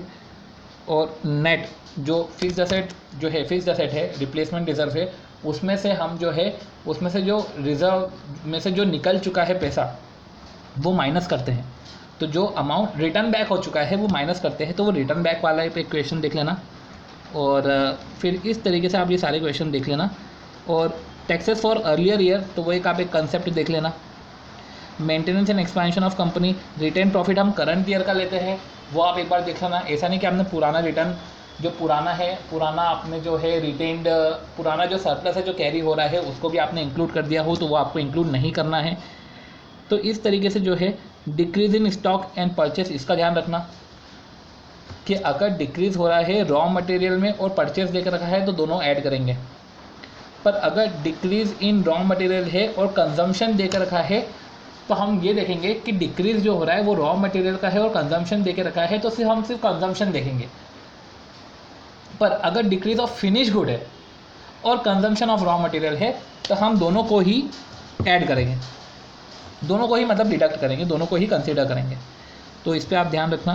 और इस तरीके से जो है हमने वैल्यू एडिशन के सारे क्वेश्चन पीएम से और स्टडी मटेरियल से कवर कर लिए हैं। होप सो आपको समझ आया होगा, और जो भी डाउट है आप बाकायदा कमेंट के थ्रू बता दीजिएगा, या पर्टिकुलर मैं अपनी मेल आईडी या नंबर शेयर कर लूँगा, उसके थ्रू जो है हम कम्युनिकेट कर लेंगे।